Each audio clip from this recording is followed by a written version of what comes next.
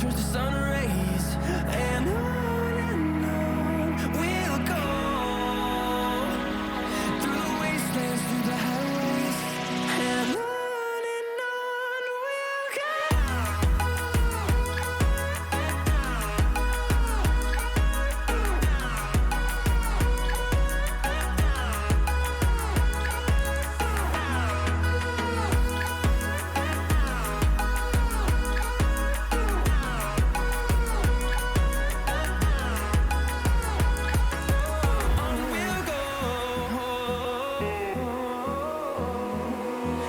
Finding life along the way, melodies we haven't played. No, I don't want no rest. Echoing around these walls, fighting to create a song. I don't wanna miss a beat. And on we'll go through the wastelands, through the highways, till my shadow turns to sun rays, and on we'll go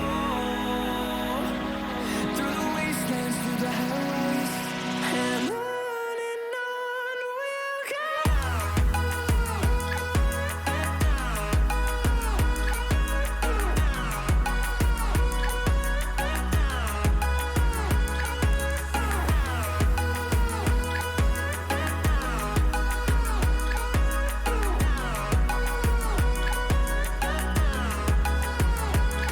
And we'll grow in number, fueled by them to see the horizon, turn us to thousands.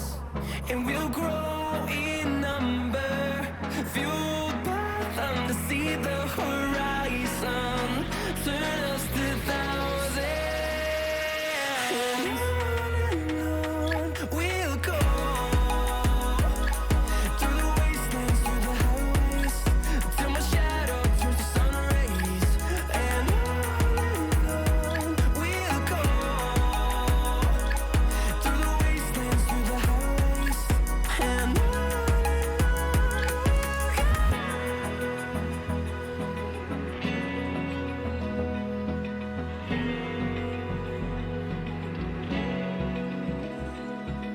Open eye, feel the waves cut through me, hypnotized by the sounds I'm breathing in. Hold tight, chemicals collide. Hold tight, hold tight, hold tight. Dripping lights paint the skies, all because of you. Dripping lights paint the skies, only you can make me move. You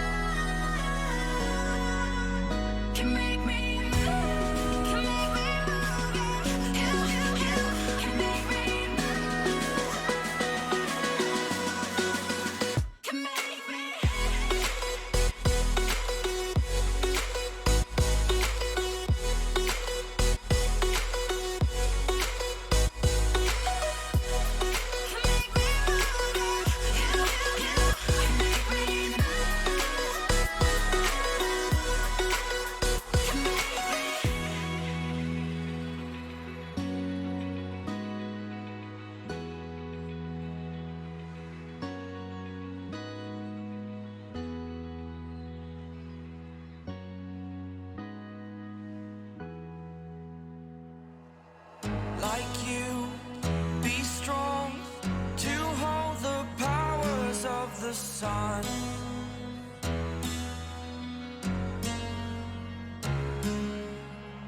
To dream, believe in strength. Now I'm the only one, only one.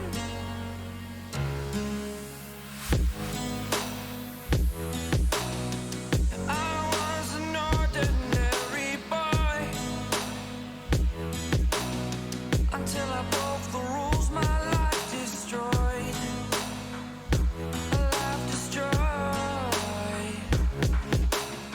Until I woke awake, scream my mind, I shout, the ground shakes. How much can I take? My mind will break. Will it break? Can I take? Can I be your superhero? Superhero.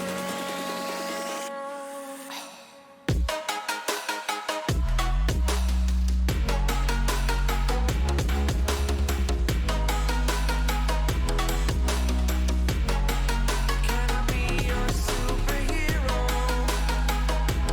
Superhero. Superhero.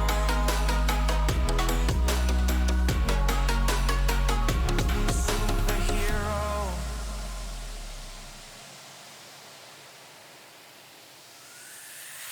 Fly away. It's the first time of today. Today. To dream, believe. You are the strength, you're all I need. Need. Oh, gonna give it a shot. Only one of me to shield you all from the enemy. You're a superhero. You're a superhero.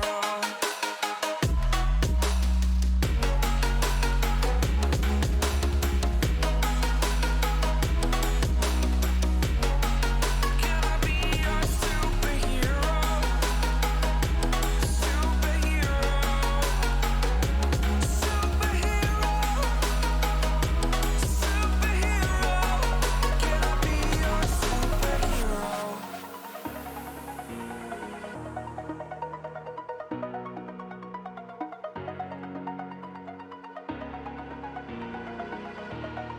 Over the edge, feel like I'm floating through the air. The pain I felt is paid for, all is said and done. Oh, I am restricted, fixed upon the web. I need to kick the habit that my mind is breathing in. Break out, I've got to see. Spent all my life holding all of it closely. I played it innocent, a feel of discontent. I'm finally facing it all, fearless.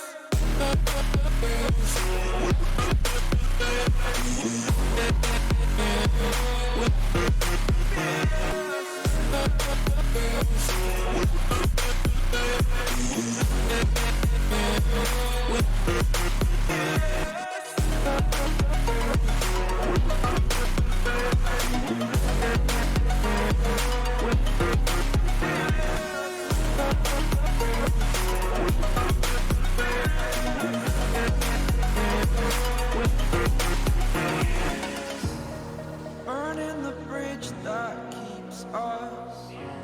I'm here and I'm feeling fearless. Exaggerated, that's what you assume. The story's over now, I must conclude. I am conflicted, watching where I step still, hanging in the balance. Not the life I want to live, I want to take it all. Standing tall, fear I weighed the person you are. Oh, break out, I've got to see. Spent all my life holding all of it closely. I played it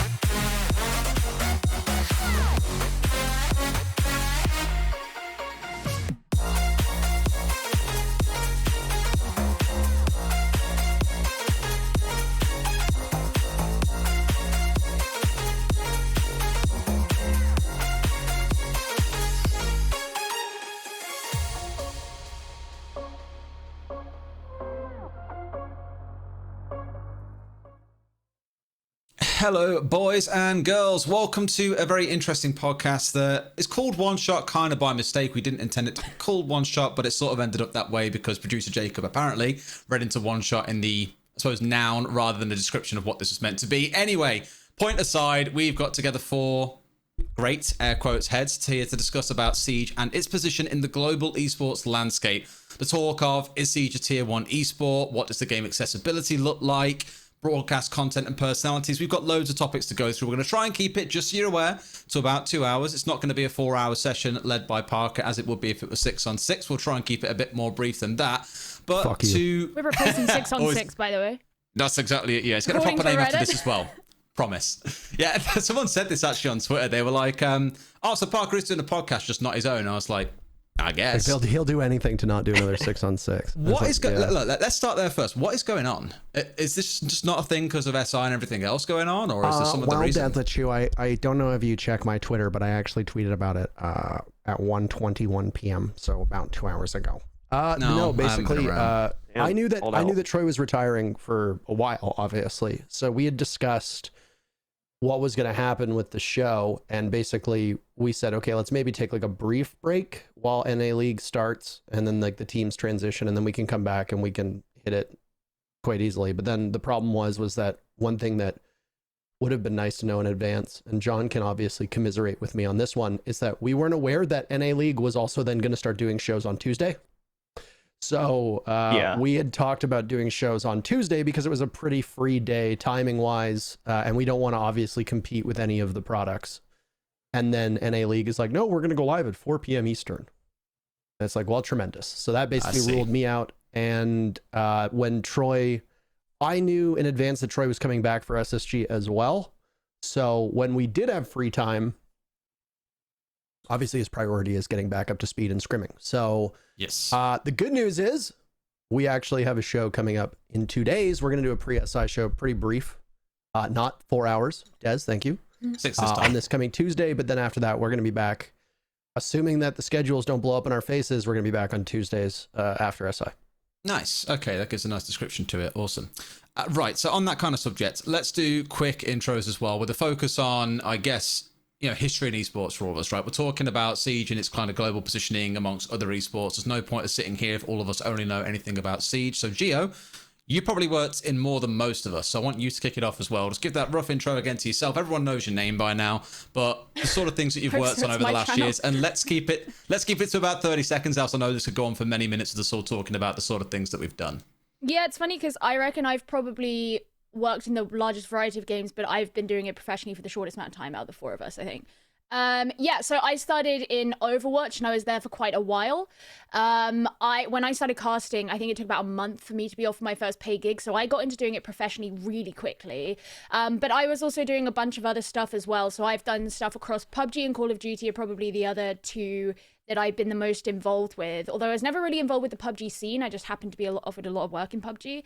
In fact, the first thing that I ever worked in that wasn't in my own country was with Blu, and that's how we met, and that was on VR in ESL Poland. And then I've done other things in sort of small quantities, but yeah, I would say those are the scenes I've probably been the most involved in and done the most work in. Cool. And Blu, I think everyone knows you as the CS man when you first got into Siege. Talk to us about your background a little bit. Oh yeah, I did actually start in CS. I started around 2013, casting Guild Wars 2, really self-started stuff. And I did that pretty much on my own for 2 to 3 years before moving into Counter-Strike as my first big game. That was also the first game where I actually got paid doing casting, and I was able to thankfully have a really decent upstart there, going up until about 2017 to 2018 when I decided to transition over towards Siege. In the process in between there, I worked in a bunch of other games, a really small stint in Quake Champions. I did the VR stuff with Geo, some mobile stuff aside from that. And just in general, I've been a really avid follower of the esports industry ever since, starting to do that stuff in 2013. I've kept a really close eye on things. Awesome. And Parker, round out with you, and I'll jump in with a few words on myself as well. But you first. Everyone again knows you as Mr. Siege itself, it feels like. But what else you've been touching over the last, 10 years or so? 10 years. I'm trying to find a middle part, by the way. I don't know how Yeah, don't. It's a bit wonky. Yeah, it does look good. Over the last 10 years, well, it was a dark and stormy night. No, I got into casting for the very first time, actually. It was over 10 years ago. I casted Call of Duty for a small PC league. At the time, esports was tiny. This was back in 2010. Did 2 off-stream matches. Don't know if they ever ended up seeing the light of day. I never got to see them, but it was recorded for an attorney called MW2T. Then I was in politics for a while. Came back to gaming in 2015.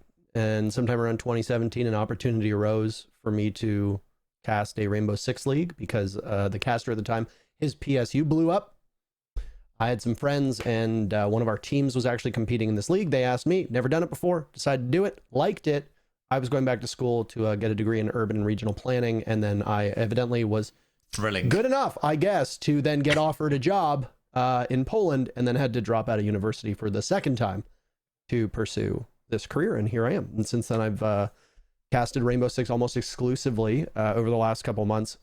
I've been fielding opportunities to go elsewhere. We just did Blue's done it as well. Blue and Stokes did it about a month ago. We did VCT. We did the Challengers Stage 2, and then we just did the Challengers Finals. And I hosted a Call of Duty event last week as well. So I'm sure there's loads we can dig into around that as well, given the recency of it too. But we'll go into that in a moment. And I guess on myself as well, probably similar to Blue, 2013, 2014. Did it around a university league. Remember once sat in a lecture theatre bragging about how I'd hit Silver 3 in League of Legends, and then some guy behind me goes, "Hey, you talking about League?" And I was like, "Yeah." And he's like, "Oh, what rank are you?" And I was like, "Oh, Silver 3, I'm not too bad." And he's like, "Oh, I'm Diamond 3. And I was like, "Oh, fuck." Turns out the guy was really good. But then started playing in a university league, started doing shoutcasting on that when they needed someone to step in and do that. About 18 months of like unpaid casting, way back when. That blossomed into League of Legends for 3.5 years, doing things like IEM Katowice, the Challenger series. Moved into Overwatch in 2018, did that for a year. Decided I didn't want to spend half a year living in Kiev, moved into Siege, and then here we are 2 years later where I'm half expanding into Wild Rift as well. So I think between us all, as we just summarised there are quite a number of games that we've all worked in or around and scenes that we have quite a good mix of experience of, which is why we got these 4 heads together. I'm sure there are others in the scene. You know, I think Veli is one that probably jumps to mind as well. Other people we'd love to have on, but you start getting too many chefs in the kitchen, so it's going to start going wrong. So we'll keep it down to 4 and maybe on a future episode, if we do one, completely breaking the name of One Shot. We'll look to expand a little bit further. Now, first topic I want to kick off with is looking around Siege's origins. And I think, Parker, you're probably the best one to start with on this as one of the forerunners in the Siege scene. What is your perspective on how it began? Because looking back at how we knew Siege back then, I think it's fair to say it had a pretty rocky start as an esport. Never really got didn't really kick off the same way that, say, League of Legends did or CS did once CSGO became a thing. What was your perspective on things for the first couple of years that's kind of worked it into the state that it is now, where it is starting to feel like, as many are debating, I guess, it becoming a tier 1 esport? I mean, when the game launched, it was a pretty big departure from previous Rainbow Six games. The very first Rainbow Six game I ever played was back in like 2004, which was Rainbow Six 3 on Xbox. I wasn't really a PC gamer that much at that time. And I remember, you know, the whole issue with Patriots came out, and I remember following that because I've always had a soft spot for Tom Clancy games, Splinter Cell being one of my favorite series as well. I really liked Ghost Recon, and then, of course, Rainbow Six was great too. The game launched, and I just remember when it did launch, that was when I'd gotten back into gaming. And I remember the reception among a lot of my friends was, this game is horrible. It's janky. There's lots of problems with cheating. It's such a different game. You know, it's not a real Tom Clancy game, which is funny now that we hear like, oh my God, look at this Valkyrie cosmetic. Like Tom Clancy is spinning in his grave. And it's like this same conversation was had when this game launched. They're like, this is not realism. Like go back and play old Rainbow Six. Like this is not a real Tom Clancy game. You, this is in too Rainbow arcadey. Six Vegas 2, you could paste your face onto the faces of the characters. I don't know how that counts as realism. So. I also remember I played a bunch of Rainbow Six Vegas when it first came out, obviously, because I am that old. And I mean, the same conversation was had there as well. They're like, it doesn't feel like a Rainbow Six game, but it's still fun. The problem was that I think that the game launched in such a bad shape. The game was full of bugs. You know, there were issues with the servers. There was cheaters everywhere. The first year of Rainbow Six was really rocky. And I mean, if you go back and you rewatch the esport component, like, thank God we had a caster like Panky who is good at his job, because if not, the whole product would have been dead on arrival. Like, it's miserable to watch. even the first SI, watching that whole event is just like the gameplay is garbage. The game does not look anywhere near as good, as polished, as refined as it is now. And it was really tough to appreciate the game. And a lot of people didn't know anything about it because it is a really deep game and people were still learning about it. I pulled up the Steam charts here actually, and I started playing the game at the beginning of January 2017. Our average player base was about 20,000 people, and that was a huge leap forward. Only a couple months before that, we were averaging 10K. Obviously, this is just Steam. The game exploded sometime around like early 2018 is when we really saw it take off. I think there was a combination of things. Number one, the casting talent from an esports perspective got stronger. ESL started to put more money into it. Ubisoft started to pour more money into it. They started promoting it far more aggressively. I remember in 2018, they had huge streamers that they paid to co-stream. If I remember correctly, they got like Twitch-wide emotes. So they got like the whole shebang-a-bang. You had like Lyric and Shroud playing it and all this, as much promotion and advertising as you could possibly get. I'm sure it was very expensive. Yeah. And we went from January 2017, 20,000 active players, to January 2018, 63,000. We tripled our numbers in the span of a year. The game was constantly on sale. They were pumping out new content, and slowly but surely they started changing things. Operation Health was like May, I think, 2017. Everybody memes on it, but that single-handedly saved the game. And I think it really helped from a viewership perspective. It cleaned up a lot of bugs. It made the game a lot more enjoyable to play. And just slowly but surely, players started getting better. Talent started getting better. TO started taking it far more seriously. We saw DreamHack starting to run their own thing. We saw heaps of smaller national tournaments, and people took notice. And it was great. All that aside, other esports started to die, as I'm sure all of you will know. We've seen a massive loss of esports over the last like 3 years. Hearthstone. So there's not as much to watch, if we're being completely honest. All Blizzard products, by the way. Just putting that out there. No, I agree with you. And I remember actually at the start of 2018 when I first tickled the game, and that's when Overwatch kind of came knocking. I was like, oh, I guess I'm not doing this then. Everything was like console based then, right? Like it was Pro League was, I remember One Up Esport, naturally gonna remember that name. Hey, I used to stream for them when they were in Pro League. That's when I remember. And everything was based kind of on Xbox for the longest time. And that was around that time when Ubi said, right, let's get this on PC and try and make it don't want to say a real esport, but a more conventional esport, right? That was that part. Are you asking me, or there's like two other people here? Fuck Blue, I'm not talking to them. I'm talking to you. Say it again. Oh, okay. It was basically early 2018. It was still on Xbox, right? And they made that transition around then to start looking at, okay, move things over to PC, really build up the kind of PC pro scene in that way. That to me was when it first felt like it was coming online. It was 2017. So 2017 was the only SI that had an Xbox tournament. So the teams supposedly... There's some debate here about timelines. Some players will tell you that they went into SI being guaranteed that Pro League on Xbox would continue, and some teams will tell you that they played SI under the assumption that that was it for Xbox. I don't know, because I wasn't really involved at the time. I don't know who's correct here, but the most common story I'm told is that the teams went in, they played SI, they're told, okay, we're going to support this for another year. It's going to run jointly both PC and Xbox. And then the story is, and I, once again, would like to caution everybody that I was not around at this time. This is just secondhand information. The story is that Xbox was helping to fund Pro League, and they basically said, this isn't worth it. We're not getting the return on the investment that we want. We're pulling the funding. And they yanked it. And I mean, the common sense is that at that time, PS4 or PlayStation and Sony were bankrolling Call of Duty as an esport, right? It was played on PlayStation. Mm-hmm. Rainbow Six was kind of the answer to that for Xbox. Xbox after SI basically pulls the funding, and now the entire console scene dries up. Do I think it really had any reverberations on the player base? Not really, because the console player base has remained so strong, if not grown more since then. It's a bummer they don't really have any esports events, but let's be honest, I've tuned into a couple Go4s, and they're all using mouse and keyboard adapters anyway. So, like, just make the transition to PC at this point. Stop complaining that you're like, console needs Go4s, console needs like tournaments. Why? So they can all just fucking cheat? Like, just come to PC if you want. A lot of teams did, and they're doing well. I've heard the same story as the reason why the Xbox Pro Leagues ended up dying off as well, was because it was being supported by the by Xbox or another publisher, and as a result of that funding going away, the league kind of died. Yeah, that's what I'd heard, and I mean, we always try to caution people, because that's like heard. It's like even then, so many of the top Xbox pros ended up transitioning into the PC scene anyway, and are still some of the best pros in the game now. So even from the perspective of like, you know, you mentioned it hasn't really caused any reverberations in the general player base, but also in the pro player base, like all those people are still here. So that does kind of touch on a really interesting discussion point that I think is worth mentioning a little bit now, is the migrations into Siege over the years. There haven't been a ton. Like Blue, I think, was one of the first ones I remember again moving in from an external game.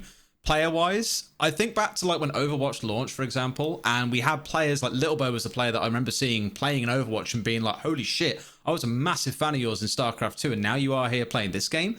And he wasn't the only one. There were several that moved from other games into Overwatch when it kicked off. We never really saw that with Siege though, right? This is where, like, so in the video that I made the other day, which is kind of the precursor to this entire idea, like, one of the things I pointed out is you always have this huge Venn diagram of, like, TF2, Quake, Overwatch, and then now Valorant, CSGO are also in there as well, and they can all kind of be connected to each other in terms of, like, players transferring games.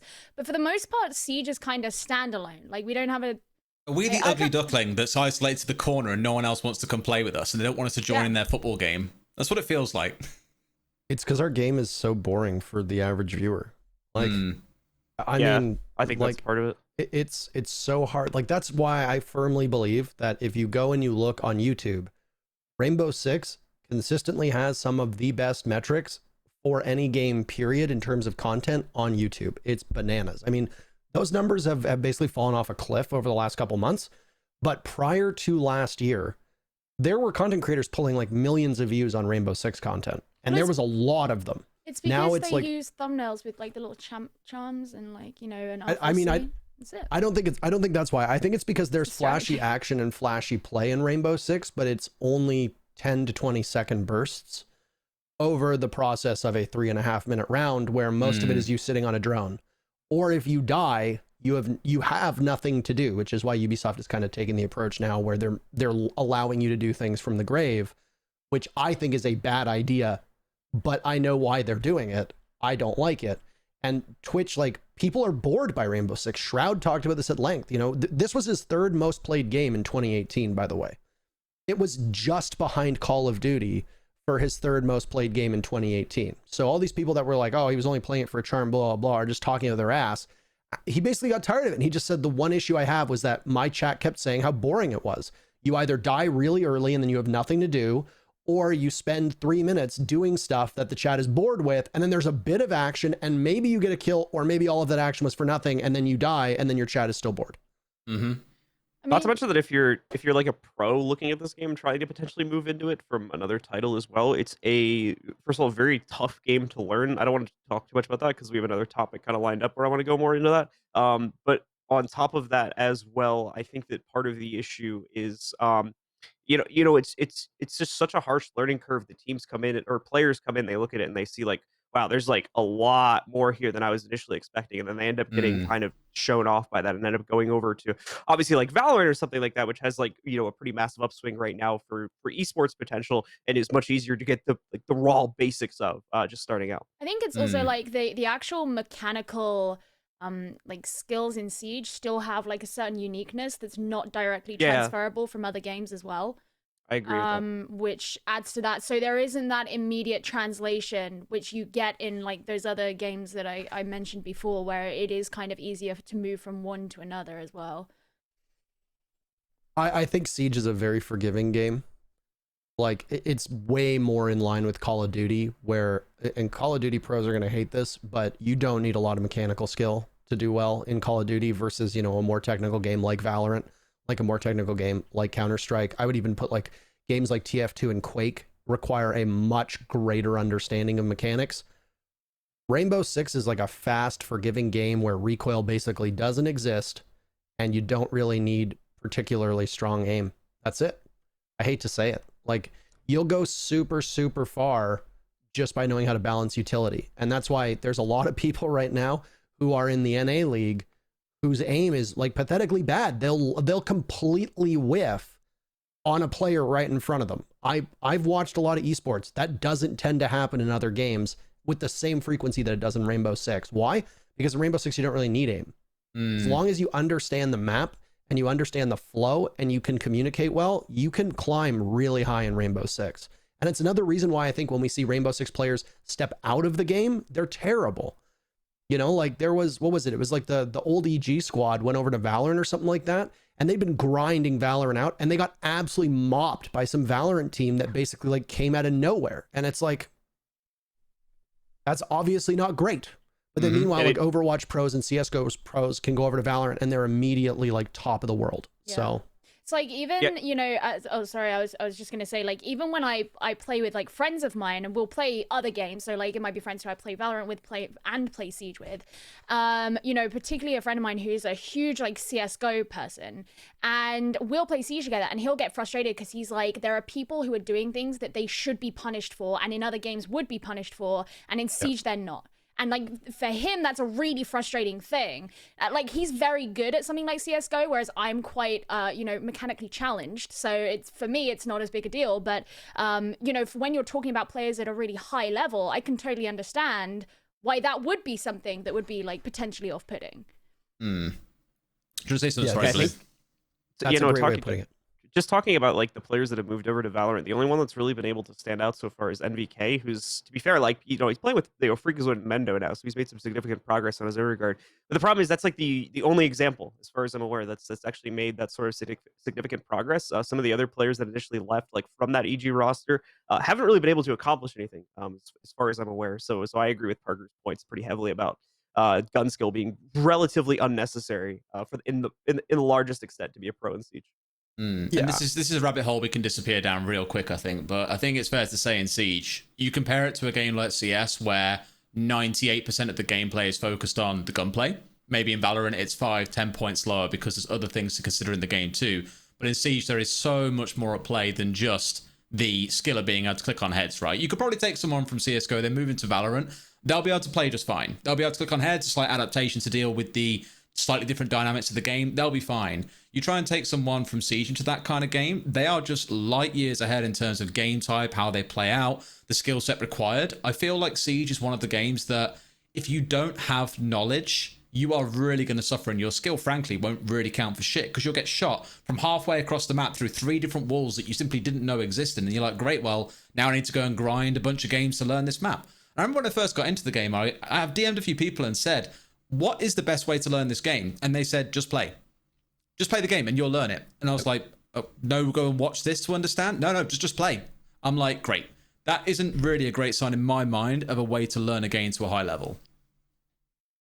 I think companion content really helps. I picked up League about 2 weeks ago, and I've been watching as many like instructional videos as I can. And I mean, it gives you a pretty good understanding of like where the floor is for whatever role you're playing on. With Rainbow Six, I think it's the same thing. The problem is that in a game like Rainbow Six, there's so many variables, right?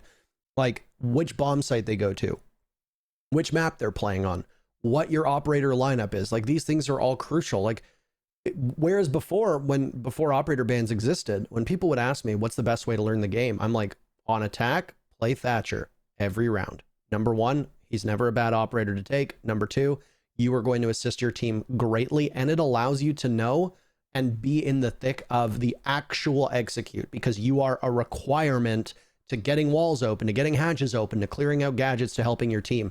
You are always going to be vital, and your teammates can help guide you. Now, Thatcher is banned all the time, so I just say play Zofia, because she's right now the next best pick, where once again, you're probably going to be in the thick of things, or you need to survive to a certain extent. But it's like, you can't make like an instructional how-to Zofia video because there's so many different things. Is there a Jaeger on the board? Is there a Wamai on the board? You know, which soft walls do you need to take? Like, are you using your Zofia to burn out utility? Are you using it to try and dislodge a defender in a certain position? Are you using it as an engage to help your team? And then you also have to factor in droning. Like, how do you properly drone? You have to drone in your teammates. You need to be droned in. These are things that are not immediately learnable. And the fact that we don't have a proper tutorial system really hurts. Yes. You know what I was... Go on, Jam. I was just going to say, it's funny because to me, you know, having come in from other games, notably Overwatch, the thing I found the most hard when learning Siege, and this was way before I actually came and joined the EUL, this was a long, long time before then, I mean, I'm talking maybe like half a year before then. I remember going to dinner with Dez, and we were sitting and we were eating, and I was like, right, talk me through like the roles in Siege, because in Overwatch it's like your support, your tank, or your DPS, and that does break down into like hit scan and flex DPS, main and flex support, and then off tank and main tank, which are, I suppose, more discretionary in that they are not written into the game, but it's still quite distinct. Whereas to me, learning Siege, I was like, there's nothing in the game that tells me that this is this and this is this. What are the roles like broken down into? I was aware that like there was hard breach and soft breach. I mean, I played the game, but I didn't like the concept of where that sat in the like support to damage spectrum was really, that was one thing that was very difficult for me to originally grasp, having come from a game where those things are really distinct. And that might be a unique situation just because of the games that I was already used to. Because it was kind of the same in Call of Duty as well. Like when I was mostly involved in Call of Duty was the Black Ops 4 era. And I like very quickly grasped like what the different roles on a team were, because they're basically just decided by what weapons you play. And I mean, in most of Call of Duty, it comes down to like, are you playing an AR, are you playing an SMG? And then it can differ. And then on Search and Destroy, it changes a little bit. But I found Siege the hardest one to really understand that. And it took quite some time of actually being involved and casting the game for me to feel really comfortable with making a judgment on the role that someone plays. So I don't know how big an issue that is holistically, or if that's more just me, but I remember that being something notable that that I experienced anyway. My summary of it is that it takes the worst parts. It's like Blue. Sorry, it takes the worst parts of an FPS, the worst parts of a MOBA, and the worst parts of an RTS. Right? Like watching an FPS game in itself already can be a frustrating experience. No, but it does. It's true, because watching an FPS is hard to know what's going on around the map if you're staring through someone's POV. Like watching CSGO, that can be hard if not helped by the minimap. Thank God for the minimap when you're watching CS and you have no idea what's going on. In a MOBA, you need to learn. For example, if one of you guys have played League before and you choose to sit and watch a League of Legends broadcast, you probably go, who the fuck is that character? Who the fuck is that character? What do they do? What the hell does that visual effect actually mean? You have no idea unless you've played the game or watched it a shit ton and know what all the characters do. And even to understand their capabilities, their zone of control, what amount of damage they can front load in a flash, for example, you need to play or understand the game or watch it a lot more to a higher level. Siege can be like that with the operators. You don't know, for example, okay, what does a Monty do to influence the way a round plays out? Is that team fucked because they've got a Monty and this team hasn't got a Legion? They haven't got C4s. They haven't got a Smoke or whatever else. It sits in a really unique position where it is between a MOBA and an FPS, which in itself can be really positive and give really unique experiences, as it does. There is no other game like Siege on the market, but it does also then add in all the challenges and the layers that come from those other areas of the game, right? I also think it's worth noting that when the game launched, they didn't know about like roaming and anchoring and support versus entry and stuff like that. Like if you go back and you rewatch it, like obviously the speed system plays a pretty big role in this, but like bandit tricking was never something that the devs thought of. It literally caught them by surprise when in the early days of Rainbow Six, Bandit would stay on site and try to juggle. It was called bandit juggling at the time. They'd try to juggle which wall to electrify to get the exothermic charge along with an EMP coming out. Like this surprised them. Yet Bandit is a 3-speed. Why is Bandit a 3-speed? That makes no sense, right? And like, why is Jaeger a 3-speed? Well, is it because he wants to roam? Go back and rewatch some of the early days of pro play, and literally everybody anchored. You would have all 5 defenders just like turtling in the site, no matter what site, no matter what map. And the meta naturally evolved, and it evolved to a point where you had certain characters that were now always your designated entries. And then you had your defenders that were always your designated roamers. And I still think to a certain extent that the devs don't always get it right. Like look at Melusi. Melusi's gadgets are strongest on site given the slow nature of the game. So she sets them down and then she roams unsupported. Well, that doesn't make any sense. Should roamers not typically have gadgets that allow them to roam better? An operator like Vigil and Cav makes perfect sense. Alibi can also make sense. You're going to throw those Prismas down off site and you can play your House of Cards strategy or House of Mirror strategy. It works. But then you've got certain operators like Jaeger and Malusi that in my eyes don't make any sense for them to have been 3-speed at all. And I don't know if the devs really get this. And where Ashe is at right now, Ashe is one of your most valuable utility operators on attack. You need her to clear out gadgets. You need her for vertical play. And yet she's a 3-speed. And most times in ranked, we see her sprinting in the middle of the site and killing people. Well, I would argue right now that that's mismanaging your utility, but it goes back to what was said earlier on the show. You don't get punished for shit like that. So an Ashe can just sprint in and get a kill and die, and all 6 of her gadgets, primary and secondary, are now gone, no use to your team, and your entry fragger is going to be like, well, I got my kill. And it's like, that's not how you should be playing the game. Mm-hmm. And that's just on a casual basis as well, right? Yeah. Oh, Blue. I know you got a video you want to show at some point as well, right, Blue? Yeah. I think that the roles being so amorphous is part of the issue with trying to generate some sort of a more robust tutorial system, is that the meta shifts, and like we still have a lot of operators that like sit almost on a fine line in between a couple different categories in terms of where they can fit in. So like trying to explain the operator system based on like a role system isn't necessarily the best way to go about it as well, because there's like some nuance to that, and it changes pretty often. I agree with Parker when he was saying that like complementary content through just content creators on their own is probably the best way to teach the player base, because things change so often. And on that note, it's a little bit of a shame, like the current inaccessibility of demos that exists inside of the pro scene. Like obviously there are some like legitimate issues that stop the professional demos from going out, such as like in North America, the LAN client being mismatched from the retail client, and that's supposedly stopping the release from happening there. But outside of that, in the other regions, I personally see no reason why those demos should not be immediately being pushed out, because they are a massive tool that other content creators can use to help the player base learn more advanced mechanics. And on top of that, hopefully bring people into comp and add viewership to the esports side of things as well. I think me and Gio will talk about this a lot later, because it was one of the absolute blessings when it got added to Overwatch. Free cam was like the best thing for any kind of content creation. Oh my god, it was incredible.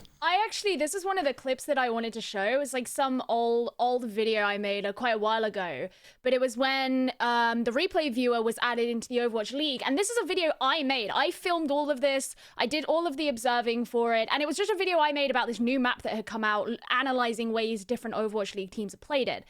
And the reason I can make this is because the Overwatch League replay viewer was so good. And they first actually demoed it in 2018 with the Overwatch World Cup.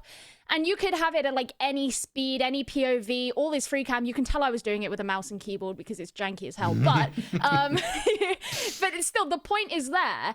And I remember being really proud of, and even I took these screenshots as well using the replay viewer. I remember being really proud of, and even now I look back and I'm still proud of this piece of content, that I could make so much detail about the points I wanted to cover, because I could go back and get every single angle and every single point that I wanted about what was happening. Even if in the Overwatch League VOD itself you would have maybe missed something, I could go back and see whatever I wanted and then film it as well. And that is something that I've said for ages in Siege, is I would love to have a free cam implemented in this game. And then also on top of that, it would be really great to have a replay viewer like this, where you can see pro games. That would be great, because this was an Overwatch League game. This was certainly not a game I played. And yeah, with a free cam, you can just do so much with it. Like it's such a tiny detail, but in my opinion, makes a huge difference. I think part of it, and this is all purely speculative based on a year or two's worth of building games on my games course, right? Part of it, I think, is down to they don't want you to see certain things with the way the game is developed, whether there is a lack of a skybox and they don't just want a big black map in the background, whether they can't get at a certain angle, something looks completely off, and they don't want you to be going around screenshotting things that look weird, or textures that render badly, or even the tech just generally isn't there because of the way the game engine's been coded. I don't know. This is the thing, right? So, like, just to interrupt on that point specifically, in Overwatch, observing in the game and observing on a replay were very different. So in the game, the observing, you had a limited space that you could be in when you were observing. In the replay viewer, you could go beyond that. So you could fly as high as you wanted in the world. You could go, in fact, so all of the control maps in Overwatch all existed on the same map. You And could if you see, went on, you see them, the mountain where you could climb up and see all the way down. It was great, yeah. And in the replay viewer, you could go to every single control point, which would have otherwise, you would never have assumed they existed actually on the same map.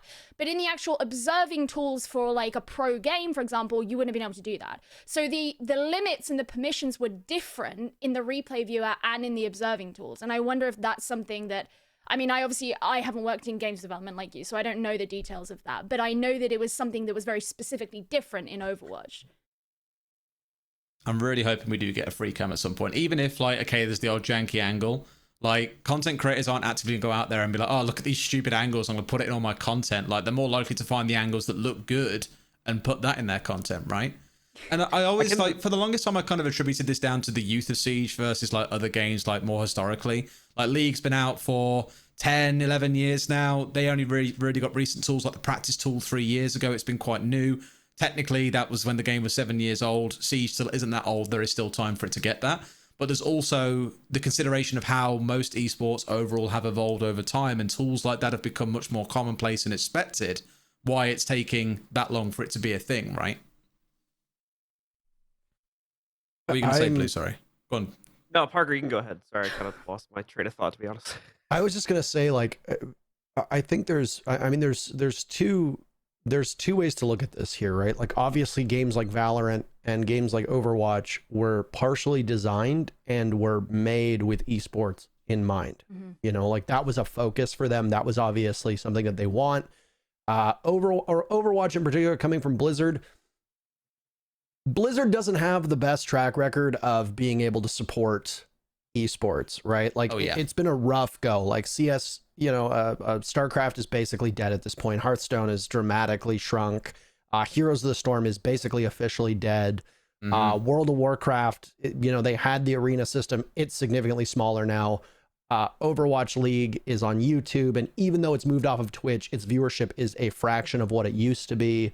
And it's tough, right? I mean, you can't make an esport around a game that isn't well suited for esports, period. Obviously, I think when you look at Valorant, Riot is doing it well, but Riot took a while to learn from League of Legends. There was years where League of Legends was nowhere near the heights that it's at right now in terms of being an esport. With Rainbow Six, I don't think Ubisoft, never having had a real esport prior to this, I don't think Ubisoft understood that this game was going to have that much depth. And in fact, if you go back and you listen to some of the interviews that have been given, you talk to some employees, this was a game that there was a fight for its soul as to whether or not this was going to be a PvE game or a PvP game. And Ubisoft as a company doesn't really seem to like PvP games. They have a major reluctance to make them, and to make them well. They make a lot of PvE narrative, story-driven games. And if you talk to some devs, there is a resentment from the type of players that come with any type of competition. And yeah, the pro scene can be whiny and all that jazz, but still to this day, I'm certain that there is a large portion of people who work at Ubisoft who wishes there was no pro scene at all in this game because of what it brings. Very similar to what I find from Nintendo. If you ever listen to how Nintendo talks about Smash esports, they also seem to hate how competitive it gets and the viewpoint that a lot of the competitive players bring. So it's not a surprise to me that 6 years out, that there is still a constant battle that needs to be fought for the smallest thing in the game that is being done solely to help esports, because there is a big portion of Ubisoft who immediately are going to be like, no, that's a waste of resources. Esports are silly. Let's not do that. And now you need a power struggle to essentially decide who is right and is this going to happen, if the engine can even allow it. I think part of the problem too, bouncing on the top of what Parker's talking about, is I would almost argue that Siege has an issue fitting into like the core business model of Ubisoft. If you look at a lot of their other games, they are very microtransaction heavy right now, to the degree of charging for convenience and charging for like being able to complete parts of the game by essentially just paying for it, whether that's buying in-game currencies and things like that. But these are all inside of single-player games. And you have to be very careful with that inside of a multiplayer game, because you obviously tread on the territory of like pay to win at a certain point when it comes to like unlocking things and other stuff like that. I mean, that even extends to cosmetics to a certain extent. Look at how many of the cosmetics are now just outright disabled for Pro League as a result of well, that's not because of the ridiculousness, to be fair. That's just because of the camos. But we could get to that point in theory if they decided to go down that route. But I think that does leave an issue where Ubisoft can't necessarily charge for some of the things that they might want to charge for, and that may cause some friction when trying to give more love to that game compared to, say Assassin's Creed, where they're probably making like a large majority of their money every year. On this point as well. Rainbow Six was their second highest revenue generating game 2 years ago, generated over crazy. 660 million. The only game that was ahead of it was some shark game for mobile, which just once again goes to show you how much mobile games churn in. Yeah, I mean, I'll submit that that point I just made is probably not like a major issue. Like is mainly because of what you just said, Parker, because it is like one of their most selling games. They have to respect that to a certain extent. Yeah. But I am curious if they wish they could get more out of it. Is the main point I'm trying to make. I mean, I think they could. We look at the monetization that's happened over the last years. They got rid of the season pass. They've added a battle pass now. Yeah. Which I think the math behind it is that if you were to purchase 4 battle passes for the 4 seasons, it's going to cost more money than if you were to buy the seasons pass. The other thing the seasons pass did was it gave you a discount on cosmetics and stuff you bought in the store, 10%, but that adds up. It's gone now too. And because they've added an option for you to buy the seasonal events, like the actual events like Doctor's Curse and stuff like that, with Renown, the cost associated in terms of R6 credits has also gone up. And if I am correct, the 2 Rick and Morty sets that just came out are the most expensive cosmetics that we've ever seen in Rainbow Six, if I remember correctly.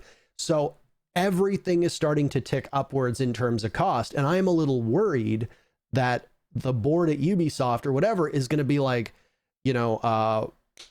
Ghost Recon did really poorly. It's hard to monetize Assassin's Creed. A couple of our games have failed. We put out fewer games this year. Like, how do you monetize Immortals Phoenix Rising? How do you monetize Watch Dogs Legion?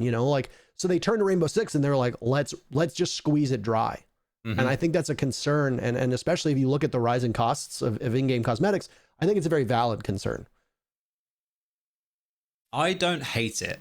Maybe a contentious thought here. Maybe because when I was working, so my history in game development was working on Angry Birds for a while, where it was, I don't hate it when it's purely cosmetic, because I remember when I was working on Angry Bird, we had a cart in that game. It was Angry Birds Go, your downhill kart racer. One of the carts cost $250 to buy, just for you to be able to race it down a track. That was it. Yeah, but mobile gaming's wild.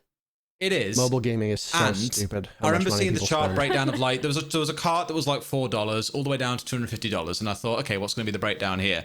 There was like 200 people that bought that really expensive one. I remember speaking to the data scientist and saying why. And he was like, well, people will just pay for it because 1, they've got the cash set around, and 2, it's free money for us. Like, why wouldn't we when we can charge that kind of money and people will pay for it? And part of it, I think, is when it's cosmetic as it is now, it has no influence on gameplay. It doesn't change the outcome. If they want to stick some of the stupidity price in there, fine. Like, if only 5 people buy it, fine. They learn the lesson and don't do it again. But it's the same as how in like League of Legends, you can get a skin that's like their top level skin, like the Ultimate Edition skins. They cost like 30, 40 quid or so. The same as these skins currently cost inside of Siege. And people will turn around and go, okay, I don't want to pay for that. I'm not interested. Whereas some people go, damn, give it to me because I play the shit out of this champion, right? And you'll find the same at some point in Terror, right? You'll find yourself a main champ that you play a lot, and you'll be like, fuck, man, I really want that skin so everyone knows how good I am in this champ. I remember the first time I saw in that game a Katarina with a skin, and I was like, holy shit, that guy is a big deal. And he was. He completely wrecked us. People spend money when it feels good because they play something a lot, and there will be really, really deep fans who buy skins like the really expensive new ones that have just come out inside of Siege. I don't hate it. But I know how people look at it and straight away think, oh my God, they're just trying to milk this one dry. I know what you mean when you say it. I mean, Valorant, there's like knives that are like $60, $70 Canadian, like, which is... I mean, isn't CSGO has its whole like fucking thing where you can like buy everything through, and they get to like ridiculous prices. Yeah, but Valve's not necessarily selling it for those prices. They're still free market. Yeah. Valve is still making money off of those prices if they're being sold on the Steam marketplace, because obviously they'll take commission for sales in the Steam marketplace. But they themselves are only getting like the $250 for the key or whatever they have to buy to unlock the box. In terms of like the actual purchase of the item, that's all they're getting out of it, because that's still more of the RNG system. Honestly, while we're still on the topic here, like if Siege is interested in trying to get more players and therefore or potential purchasers of both the game itself and eventual microtransaction. I think a big part of the problem is that Siege just kind of advertised like incorrectly, in my opinion. Like too much of a focus is done whenever there is just generic Siege advertisements out there on, say, like the characters and the ops themselves. I think that this is one of the least unique mechanics about the game. Look at every single AAA dev out there today. They all have some form of hero shooter. It might not just be in an outright 5v5 competitive variant, but every single AAA dev has one of those to a certain extent. That is not the unique part of it. I think that was one trailer that was released like 2 years ago. We could pull it up here. I've got it queued up. It's a that's cool trailer. Really good example of what Siege advertisement should be, in my opinion. I don't know if we're gonna play with the audio or not, so we can go to show it. Have you got audio on this, Jacob? Never saw it coming. Yeah, there we go. Yeah, let's watch this. Happens so quickly. Yep. One shooter, I've never seen one this before bullet. you linked it to us. Like Straight to the this head. morning or whatever it was. As far as I remember, this was only like a regional trailer for France. That might not be correct, but yeah, I they laid didn't down like an globally explosive. promote this or anything like that. Death toll, 1. Me. A rookie mistake. A hidden trap by the window. Always double check before going in. Stupid fools. Stupid fools. Stupid fools. Shooter, lying in ambush. Saw him. Too late. Too late. Too late. Too late. Stabbed in the back. C4 under the floor. And this one. I rushed out. Straight into a claymore. It's good to be bold, not to be greedy. I know all my deaths by heart. Every spawn kill, every headshot, every stupid mistake and miscalculation. But I assure you, I'm not the one who will die today.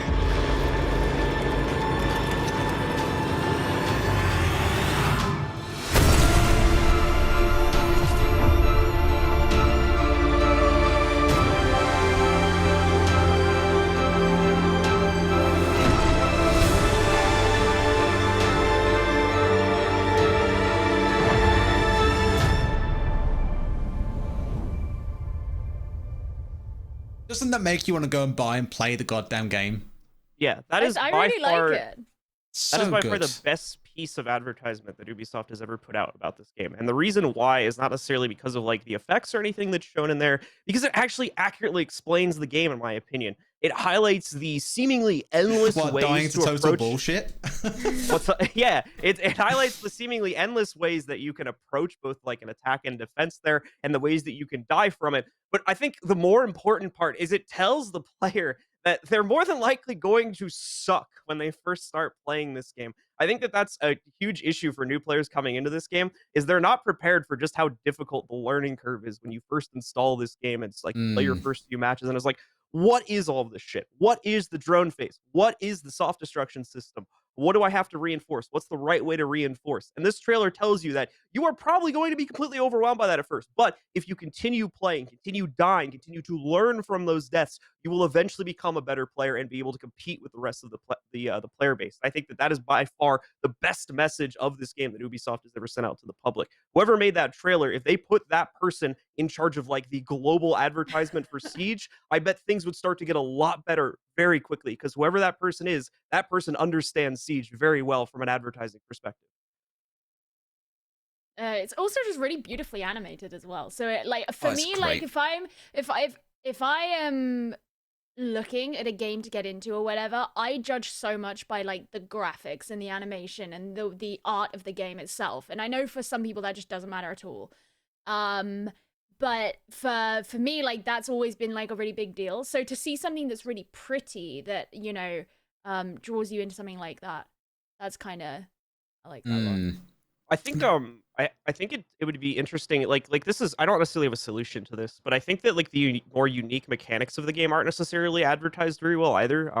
Most notably like the destruction system and like the camera system. I don't have a solution to like say how you can advertise this, because I will agree that it's kind of hard to explain in like a very easily digestible format, like in 5 to 10 seconds, of how you can say that like a destruction system or like the fact that you have drones is really cool. But I do think that that's something that's more unique about this game compared to others, that if it's described properly could help to draw people in. There is a game quite a bit like Siege that came out, I think it came out quite recently, called Due Process. Don't know if you guys have seen it.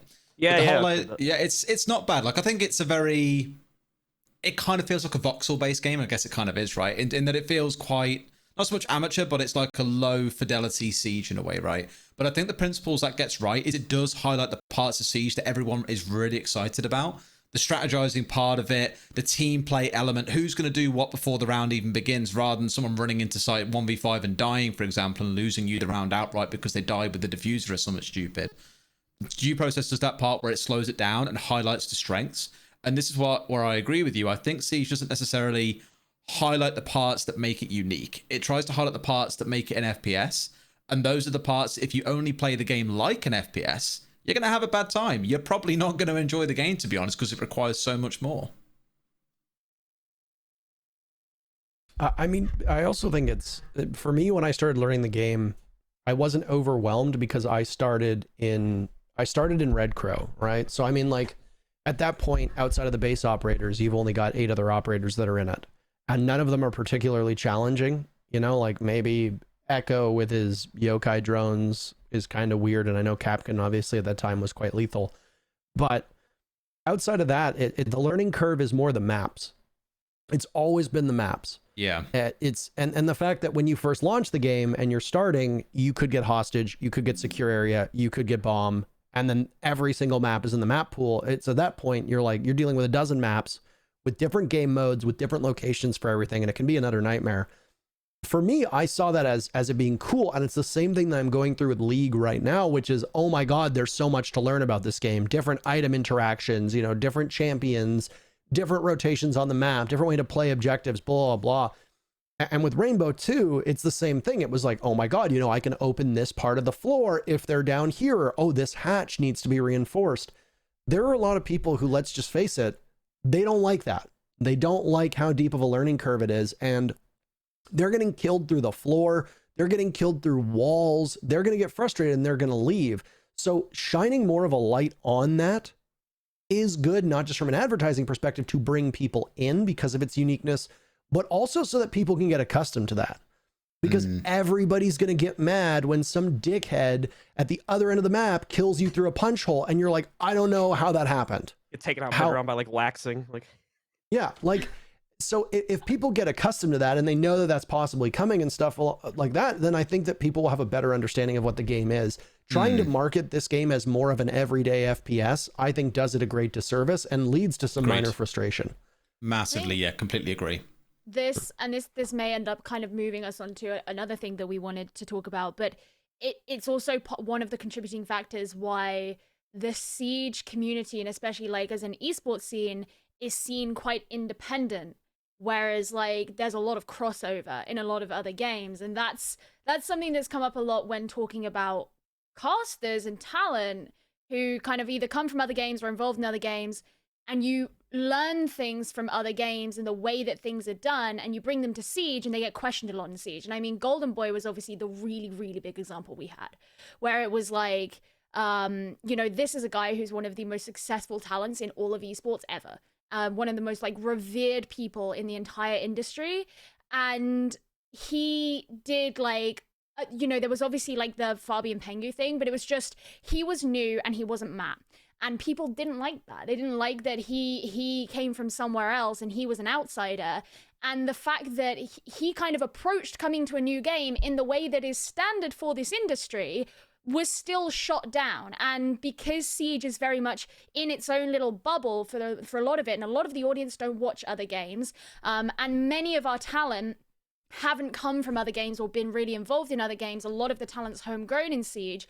So a lot of that, like what is normal and what happens in other games when talent move and stuff like that wasn't recognized by like the audience. And as a direct result, someone who is so utterly good at their job that it is ridiculous that we were even lucky enough to get him for one event got like just chased out of the scene. And it still blows my mind. It happened like 2 years ago. Let's have a quick pause on this point, actually. Let's update the topic here then, Jacob, in that case, to community response to new talent or new people, I guess, and we'll talk around this a bit further. Go on, Parker. I mean, obviously, like, the community loves Matt Andrews. And I'm, you know, I've kind of held my thoughts on Matt to myself for quite a while, because I like Matt too. But he was not perfect. You know, like, he would promote his own content and his own YouTube channel on the desk of our events, which I think is so wildly inappropriate. And the fact that he was able to do this multiple times without getting yanked from the show really blew my mind. You know, like there were events where he would be stalling for time and he'd say, you know, if you like what you're seeing with the interviews, you know, like we can't show more of it, but if you go to my YouTube channel, you can see more. And I'm like, that is immediate grounds for dismissal from a desk. That is not okay, ever. You know, and then when the winning call comes out for Empire in Milan, he fucks up the names of the players. Like, it irritates me so much that we are willing to forgive the fact that in their biggest moment in their entire careers at this point, Empire wins and he says Shockwave's name instead of the correct team who just won the trophy in Milan. He says Shockwave as one of the players. Shockwave isn't on this team anymore. And we forgave that. We just overlooked that. But when Golden Boy, who's still new and still finding his footing, comes in and he calls Fabian Pengu, and that's literally it. That's due to it. no That's fault of all his own he as did. well. Yeah, it's because he asked for Pengu. Yeah, and production in his ear said, we're going to send you Pengu. And at the last second, Fabian's like, I'm going up. Should Golden Boy have known the difference? Yeah, he probably should have. And there's no excusing that. But people acted like this was some grave injustice that he'd never seen or heard of our game before entirely, where it's like we all have mental fuck-ups all the time in our casts and people overlook it. And then Matt does something that I think is a far worse botch, and the community's just kind of like, oh, Matt. Meanwhile, we've got arguably like? the greatest esports host, period. Yeah. Willing to work our event, wanting to work our event. And the commentary I see online is, oh, he's just here for a paycheck. Friendo, I can tell you right now from the amount of money that I get paid in Rainbow Six versus the amount of money that people get paid in other games, and I know both of you can as well, you are not coming to Rainbow Six for a paycheck. It does not work that way. You are leaving Rainbow Six for a paycheck. I promise you. Say that about me, like at the start of EUL, and obviously there was so much shit around like the new casters last year, and I had people be like, oh, she showed up for a paycheck, and I'm like, John is still laughing, by the way. I've worked in a lot of games, and I got offered, I'm not going to disclose how much money, but I got offered a ton of money to go and work in PUBG Mobile. I said no because I don't want to work in mobile games. It just, I want to work in a game that I actually like. If I were in esports to earn money, I would have taken that job. I would be in China right now. Like, let me tell you that. And I always just found it just unbelievable that that's actually something people accuse people of. Yeah. Like, it's like having now worked multiple games, it opens your eyes to what people are making. And it's like having friends and hearing what people in Overwatch League are making, hearing what people are making in Fortnite, hearing what people are making in Valorant and Call of Duty. It's like you kind of want to be like, why am I not over there? You know, like, so Yeah. it puzzled me when people were saying like, he's just coming here for the paycheck. It's like, he would be avoiding Rainbow Six if he was concerned with money. He came to Rainbow Six because he's interested in the game and he liked the talent and he wanted to be a part of a big event. And our community reacted like a bunch of spoiled fucking whiny babies. And I think it's important to say that. And there were a lot of people who either on Reddit or right now in Twitch chat were not part of the community around the time of the Raleigh Major. And we're kind of in this revisionist history where they're like, oh, well, it wasn't that bad. No, it was really fucking bad. It was the most embarrassing moment in Rainbow Six esports, in my opinion. And there's a lot of other people in the scene who will agree with you. It was disgraceful. There's been a couple of times where I've noticed the community has like really had a completely overblown reaction to certain events, in my opinion, even beyond just talking about casters as well. Like the one glaring example of that for me was like the Sonics versus ESL drama in 2019 when they had that visa situation going on. I think that like the community really got the wrong story there and was blaming ESL for a lot of those issues when, as far as I could read into it from reading both, like Super and the rest of the Sonics POV on that situation, as well as hearing from ESL themselves, like it really didn't seem like ESL did anything wrong there. It seemed like this was over like Sleben and Gomfy not having the correct visas to play for Pro League or something like that. And it was basically like Sonics, like I said, I'm a little fuzzy on the details. This was like 2 years ago, but like Sonics tried to basically say that like they weren't aware they would have had to get a specific type of visa or something like that. ESL said that like they gave them multiple opportunities to be able to fix that, and they essentially just like never did it, which as far as I could tell was what actually happened. And the Sonics basically had to try and fix that. But the Sonics like tried to like pivot all this blame onto ESL for like not giving them enough time or not giving them enough information. And as far as I could tell, that was like largely not true. But the community like rallied behind them anyway and just went on ESL for that, which I think was pretty ridiculous in my opinion. Like I said, the details of that one are probably a little bit more finite, but I'm a little fuzzy on them right now. The same thing happened with the visa issues for Tokonami. I did a stream on it because I had spoken to people from both NIP and FaZe, both of which privately admitted to me that a fair share of the blame for them not getting visas on time was because of either players on the teams or management on the teams. And yet both orgs and almost all of the players stayed silent and let ESL get all of the blame for it. And then when I did a stream on it, I did a Bang On podcast, Mav stopped by the stream, and in the chat, he was basically saying it's a lot more complex than you'd think. ESL is not entirely to blame. They don't deserve the heat that they're getting right now. There were fuck-ups across the board.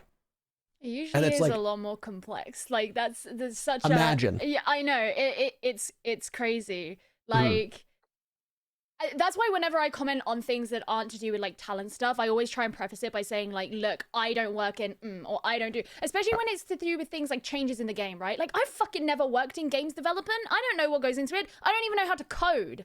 So for me, I'm very careful about making comments about that stuff because at the end of the day, I have no fucking idea what I'm talking about.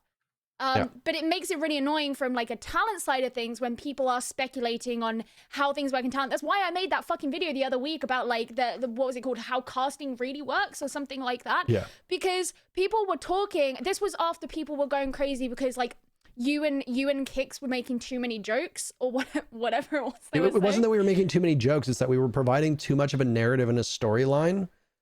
During like a supposedly intense moment in nothing match. It was a nothing match, and it's like well, anyway, sorry, I didn't mean to interrupt. Yeah, no, it's fine. I did this video because it just irritated the hell out of me that a lot of people have the wrong idea about what casting even is. And you know, I've had someone like comment on my YouTube video being like, well, all I want is like just all analysis, and I'm like, look, as a color caster, I love giving analysis, but like the reason you don't know how fucking boring it would be is because you've never had to sit and listen to casters who are that bad at casting that that's all they do. Like, if you want to listen to that, let's put on a fucking tournament and we will just cast like that, and you'll fucking never want to hear it again because it's dull. Like one thing that is so notable about good casting is good casting always sounds like someone who is enjoying what they do. So if you've got someone sitting there deadpan being like, and he's opening up this to do blah, blah, blah, and blah, blah, blah, blah. Like, it's so devoid of personality and devoid of enjoyment, and that's not what casting is. It simply is not. And so that it gets really frustrating. I mean, again, like, to bring it back to everything that happened at the start of EUL last year, you know, I would have people make accusations about why I wasn't there or whatever. And you know, if people said, oh, I would have rather have seen X, Y, Z, fine, I don't care. Like, you can have your preference, and that preference can be for whatever reason. At the end of the day, it doesn't really bother me. But when people are like, oh, well, she's not good at this, or she's not good at this, and I'd be there and I'd be like, look, I know I've got like stuff to learn about the game, but to imply that I don't know what I'm doing as a caster is so naive, and that's what would really fuck me off, is that people would be like, she doesn't know how to cast. And I'd be sat there and I'd be like, pretty sure I've like casted more games than most people in this game have casted. Like, I'm pretty sure I know how to cast. I don't think that the large majority of like anyone who casts understands this. Like, anyone who's even attempted to look at Siege from a casting perspective knows this. But I don't think the general community understands just how fucking hard this game is to cast. A very basic perspective. Yeah. It doesn't even come close. Like I said, I don't have a whole lot of experience outside of FPSs, so I can't like compare to like League or MOBA and other MOBAs and things like that. But in terms of like an FPS genre, this game is the most difficult to properly commentate, to get the details correctly, to make sure you're not naming people incorrectly, because half the time you can't tell who you're looking at if it's not the person that's immediately being looked at. You know, making sure that your map calls are correct, making sure that your ability names are correct, your operator name pronunciation is correct, making sure you do all of that correctly every single round on a round-to-round basis, while also having to fill more than any other game by far, puts this game so much further ahead on a learning curve And it's for like casting anyway, compared to like any other FPS in the industry. The other really big thing with Siege as well is that as a caster, so much of your job is not about getting the right energy where you're at now, but setting up for the future energy. And the thing with Siege is there's no mini map and you can't see what's happening on the other side of the map. But so many really important decisions that set up the next thing that happens in the game, you will not be able to see. And so it's very hard to judge how you should be setting up energy and what you should be talking about if you can't fucking see what any of those things are. So you have to react really quickly, but you also have to cast in a way that makes you prepared for basically anything to happen. That's something that you don't really get in other games. Because in other games, whether it's because there's a mini-map, whether it's because you've got better observing tools where you can see more, whatever it may be, you are better prepared to make those decisions. And in Siege, that's simply not an option. And that makes it really hard. I have to remember whose silhouette is whose. Yeah. Like on a regular basis. like, Like the that is shape not of the easy. hand. What Are the you gun thankful sound that the is. I'm just bulky- like, oh my fuck, God. man. Like even pro players don't know how certain guns know, sound. like, I'm like, people, 3 you should gun know it's that sounds. one. Yeah, right? Yeah, I know like 3 gun sounds. That's about it. Memorize the sounds of gadgets, memorize the sounds of guns, which by the way is now getting infinitely more confusing, that we're not only reusing guns, but we're also sharing them between attackers and defenders. You have a 0 on the board who's running the MP7, and then you got a bandit on defense. Who's firing? We don't know. There have been times We don't know where, unless like, it's in front of us. You look at the shape of like a soft breach hull, and you're like, was that made by a lifeline or was it made by an impact? And you're like trying to analyze the shape of the hull. Well, impacts are circular, and it's a pentagon if it's a C4, and you're like, it's so crazy. And it's like one of the things that really kind of stood out to me this week actually. So I remember last year, because I remember Parker, you did a bang on thing about it, because I remember you were really pissed off with it. Was a lot of people saying to us, if they still have stuff to learn, this is not the place to learn it.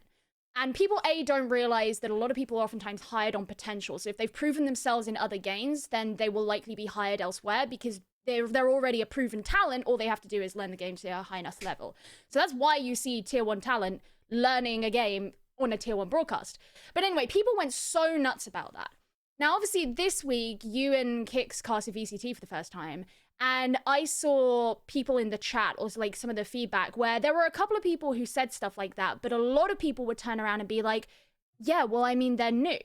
So, of course, they're going to still be learning. And I was reading that and I was like, isn't it fucking crazy how different that is from what happened last year? And I don't know how many of those people are the same people. I don't know if they were people who followed you guys over to the Valorant broadcast and they are Siege fans, in which case it's super hypocritical. Or I don't know how many of them are Valorant people who have only just learned who you are. Like, I don't know those things. But I did notice it in the broadcast. And I remember being like, isn't that fucking funny how much the standard can be different?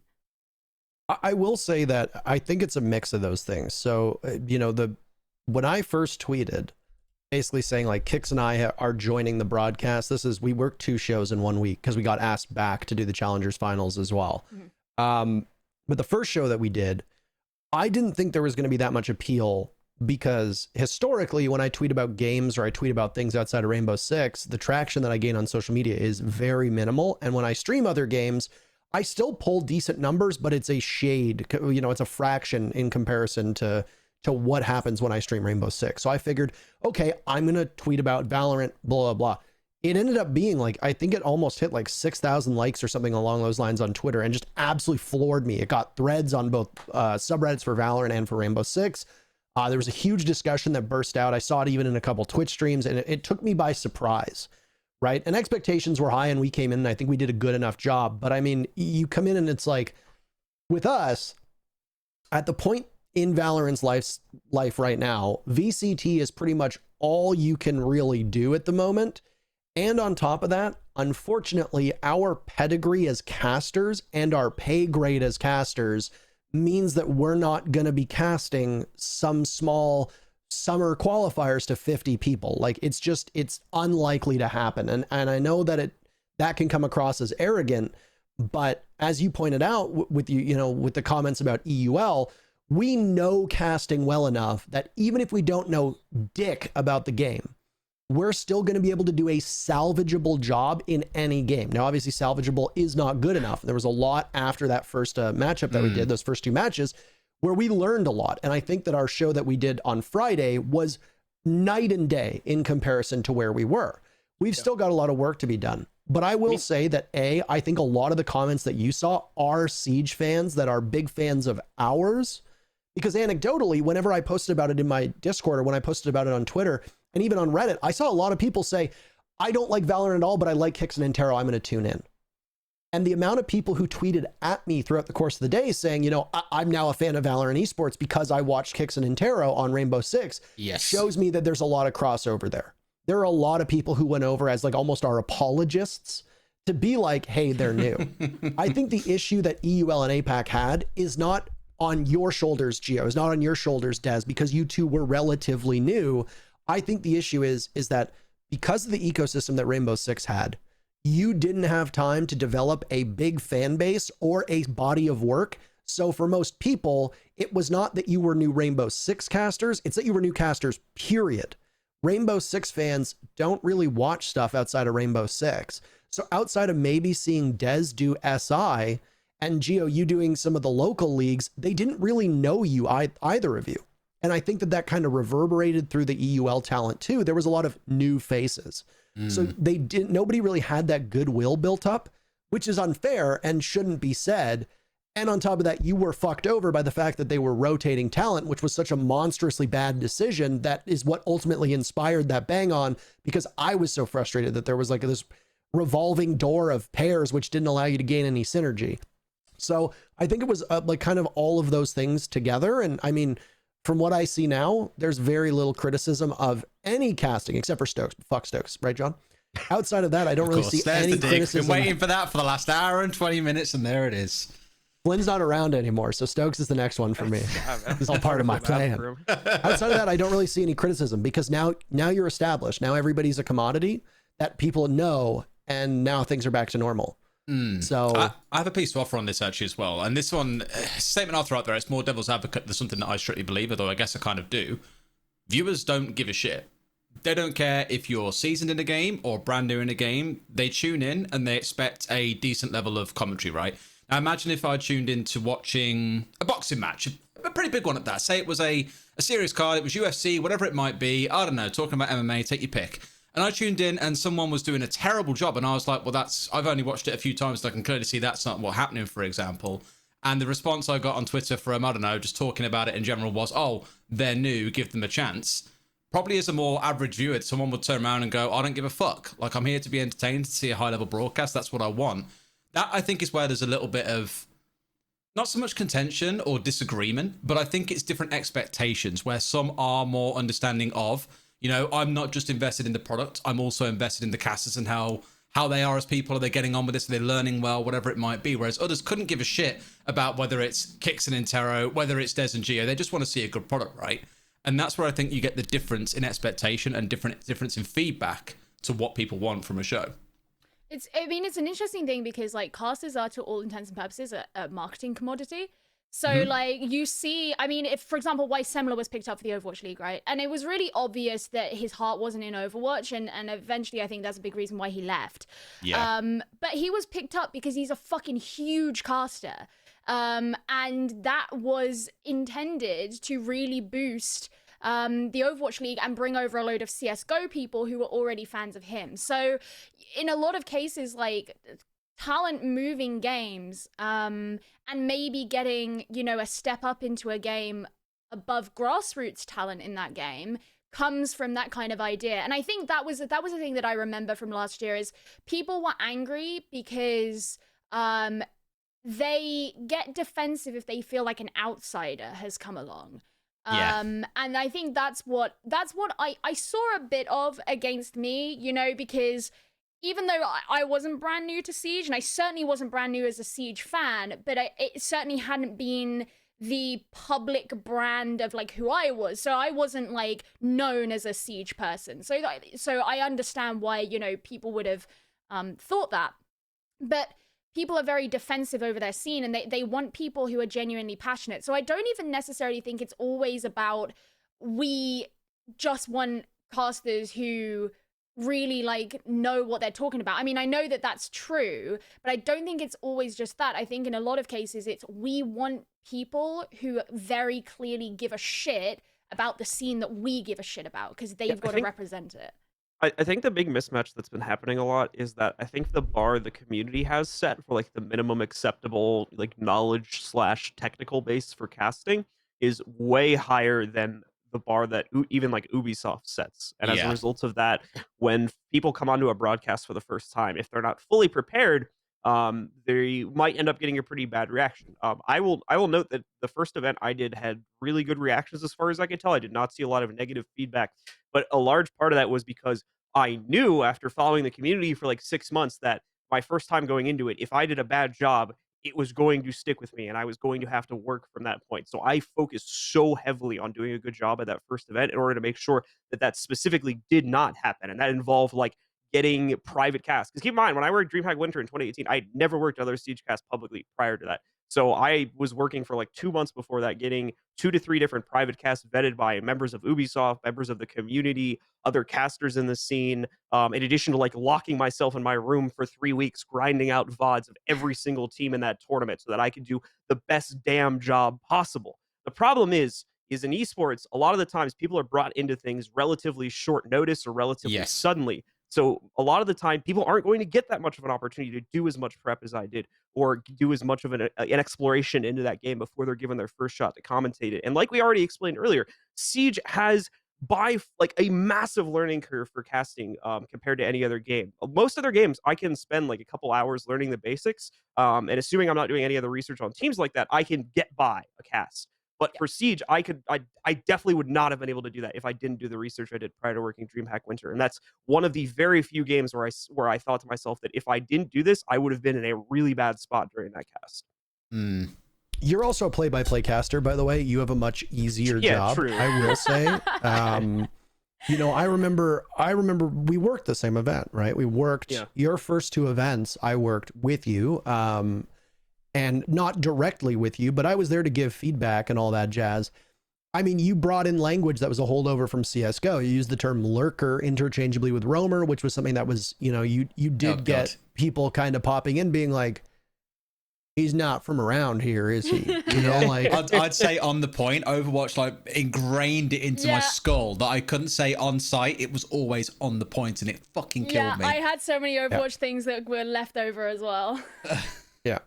So it's, and I mean, I'm dealing with this with Valorant right now. You know, I've had to unlearn 4 years of habits for a game that is so wildly different. You know, like for somebody like Blue, I envy Blue a lot because he's got all that CSGO experience. And there's a reason why a huge amount of the people casting Valorant right now are former, you know, CSGO alumni, because the game is matched very similarly. I think even Overwatch tailors itself well to Valorant, because you've got downtime in between big team fights, but then you've got sustained action that can last 20 to 40 seconds. That's absolute chaos, just as Valorant tends to be. So both Overwatch and CSGO casters have a huge leg up. The one thing that I think R6 Talent has with Valorant that we really benefit from is overall bigger picture. Being able to see utility, being able to understand how that works, how they, you know, whether it's played interchangeably and all of that, I think is really strong for us. But when we first casted Valorant, it's not a bomb site, it's a site. It's not a diffuser or a bomb or a case, it's a spike. Like, it's not an AK, it's a Vandal. It's not a flashbang, it's a curveball, or, you know, like, and even things like you can't say like, it's plat chat, it's iron chat in Valorant, right? Just even like little terminologies like that. It's just, it's such a change. And I mean, it throws you out of your comfort zone. And then, I mean, on top of all the terminology, it's also pacing as well. You know, like, I am not a brief person in my regular day-to-day life. I can be if the need arises, but with Rainbow Six, for 4 years, I have taught myself that you need to stretch out the smallest thing. Even like one basic setup needs to be painfully described to fill out 45 seconds, because there's nothing fucking else to talk about, because you can't see anything, because the observing tools are bad, and maybe teams aren't really doing anything. Meanwhile, in Valorant, you could have 2 entire rounds go by from the beginning of a prep phase in Rainbow Six before the action actually begins at the end of that round. And in Valorant, you've already gone through 2 rounds, and they might be particularly pivotal rounds. Maybe they make or break economies. Maybe it's a team clawing back, or maybe they're insignificant rounds like a pistol round. But how do you cast that? Because I've watched a lot of Valorant casting, and I hear casters scream and get really hyped about the first or second round, where it's like, bro, it's a pistol round, pace yourself. And then I compare that to CSGO, and it's like fucking Bardolph and DDK are talking about like drone racing, and it's like round 4 because they know those rounds are not really that important yet, and they can pace themselves accordingly. And I'm like, they're doing it right. So, oh no, sorry if you want to finish your point. No, that was it. It's just, I was going to say, like, you need to know what you want as a caster, because I think Bardolph and DDK, when they're casting CSGO, are right. If a round is not particularly important, I don't think you are owing, or the viewers are not owed a strong cast. Do not fake hype rounds and matches. Like, I think that's bad. I think that's a bad habit for casters. Save the 10s for when a round is an actual 10 out of 10. That's actually, but the problem is the viewers sometimes don't want that. Sometimes the viewers just always want excitement and hype. It's a really interesting thing whenever you move game, and it doesn't matter which game to which game. Learning when is the right time to hype something up is very important. But what I was going to say is actually something off the back of an earlier point that you made in that whole spiel, and that is, for me, getting used to the Siege style of casting was really difficult, because from Overwatch especially, but I know that this is a rule that kind of transcends just Overwatch and goes through a number of games, is as a general thing, a caster should never speak for more than 30 seconds at a time. And for me, coming into Siege and it being the norm to speak longer than that really irked me. It fucking killed me. I specifically remember me and you, Gio. We had a good chat about this and hated it. Because some of my earliest casts in Siege were with Dez, and we would talk about it before, and we'd be like, right, we're gonna have like relatively fast handoffs because fuck the monologuing. Which is why I really like the, and it was something I tried to do with Dev a lot as well when we were casting EUL together. But it's why I really like the Overwatch MOBA style of casting, which I suppose also, it goes into Valorant as well as a sort of hybrid with the CSGO style of casting, because you have less time to talk, and because it's like, you'll have a fight, especially in Overwatch, the way that fights, and in the GOATS era, which was when I was really there, and it was peak very Overwatch, big, like, by the way. It was a very big like alt economy thing where you'd have the waves, and it was quite sinusoidal. And it was sort of like, all right, you've had your fight, let's break down that fight, talk about the major things. You get like maybe 30 seconds, if that, to talk about it. Then the next thing starts. And to me, that is really, really nice pacing to work with. So I love the Valorant kind of pacing, because it's very similar to that. And for me, getting used to the way it is in Siege was really hard. And I always privately hoped that the Siege style would develop to, at the very least, be more conversational in the sense of casters switching places. Because one thing that I always really wanted to do well in Overwatch, and I think I worked hard enough to get there by the time I left, was the ability to just at the drop of a hat be able to pick up from my co-caster. And that happened a lot in long drawn out fights as well, because a play-by-play would be going on, and it would be going on, and so they would drop for maybe give a couple of sentences to the color and then like come back. You guys are fucking children. Anyway, dude, they would trying to see how long she could keep going with the point. They would drop. I don't like monologuing. 30 seconds is too much. I just thought the irony is hilarious.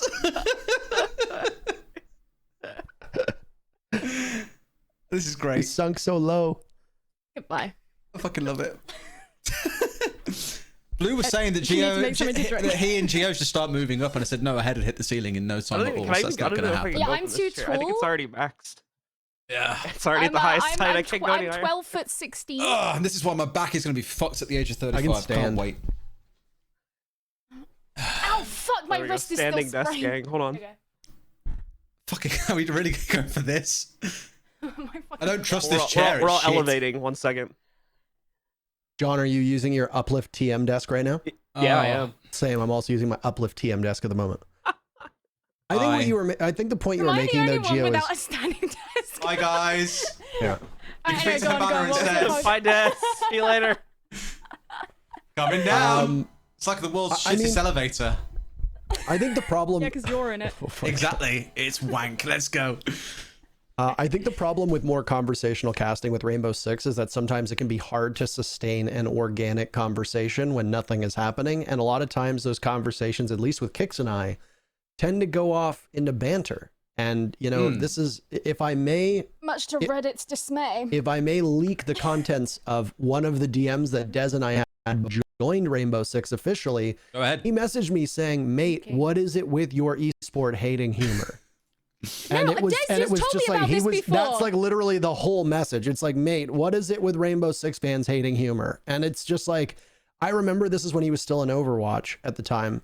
And I was just like, you're right. I don't know. Like if you go back and you rewatch like all the old podcasts all the old matches and you see like any old like podcasts or content that's being made involving Rainbow Six, every single one is unbelievably dry. And I don't know. And then it's love like, it. Let's talk a little bit, because I want to defend myself for just a second against this tweet, by the way, that was made by Red Cube. Oh my fucking God. Oh, that one. Well, okay. no, I haven't really addressed it. Milos was doing a brief VOD review and I stopped in there to talk about it, but it's just like, he's like, we don't need storylines. We don't need this. Like, he's like, it's a new hold. Here is why it was a new hold. It was a reading defense on Cafe. Dark Zero was defending Cocktail above it. You know why it was a new defense? Because it used a Rooney. She's a new operator. I know that you don't need to be the greatest analyst on the planet. You don't need to be esports award winning Kickstar to know this. But when a new operator comes out and that operator is a part of a strategy, that strat is going to be new because that operator didn't exist. So every single strat involving Flores is gonna be a new strat. So like the strat that they did upstairs was a mirror window on Cocktail wall facing Cigar with an Aruni gate next to them, an ADS and a mute jammer. It is literally a default setup to defend reading. It's a setup that they even used to defend Cocktail as well. The only difference was that they had an Aruni gate on the double door. And the only reason why it was new was because Aruni didn't fucking exist. So when you're like, wow, you're missing out on a new strat, it's like the new strat is literally just that there's a thing there to eat. What would have been a deployable shield is now a gate. That's it. Meanwhile, that's the second last round where SSG is getting trounced. SSG has had a terrible fucking season up until that point. They were the best team in the world. They are still reigning and defending world champions. And because the match has been such an utter fucking snooze fest, I think it was like 5-2 at that point. I think DZ ends up winning the round and ends up going up to 6-2, I think, as if I remember correctly, the pacing of the game. It's like 5-2, DZ is manhandling them. And it's like, yeah, this game has been a one-sided shit fest. We're not going to be freaking out over a match that has no stakes because SSG's down in the standings. DZ is in the middle of the standings and SSG looks like garbage. So yeah, we're not going to be sweating our nuts off for it. And then everybody was all like, oh my God, the casters don't focus on it. The casters like to joke more. And it's like, yeah, no offense, but that's because most of these NA League matches don't actually fucking matter. Half of them don't actually have any real impact or significance until we get towards the end of the season.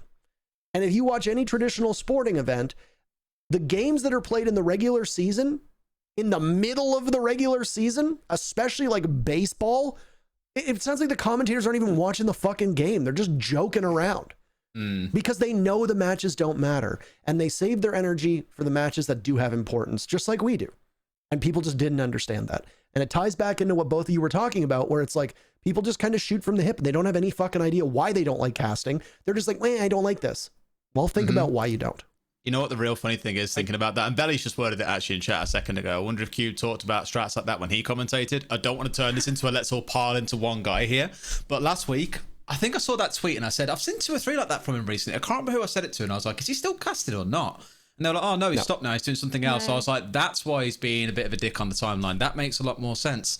And the thing is, he's not like done from what I understand. He's just, like, not currently working on anything. What frustrates me is show match. He did it with Lonnie. Yeah. But my problem is that epitomizes the elitism that we have in Siege. That is a fucking problem.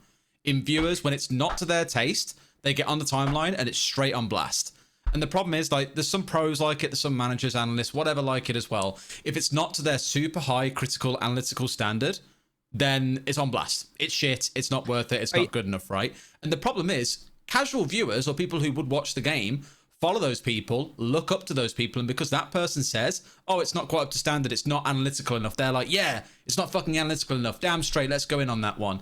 And that just creates a massive circle jerk of the game's not analytical enough, and then as soon as you try and be funny, like you say, oh, you're trying to be too funny, I just hate it.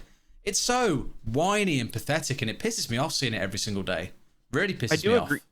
I do agree that there is like almost sort of like an opinion void that exists in this scene where like someone will put an opinion, whether it's a pro or just some random person on Reddit or whatever out there. And if it gets enough traction, that like very quickly becomes everyone's opinion. And I think that's obviously a bit ridiculous. And I wish that, as I think you were kind of making the point towards Des, I wish that like if pros had issues with talent, even like with each other to a certain extent, just in general, when people have issues with each other, that we could go into, say, like a DM and settle these things like adults. Just be like, say like pro to caster, like, hey, I noticed you casted this.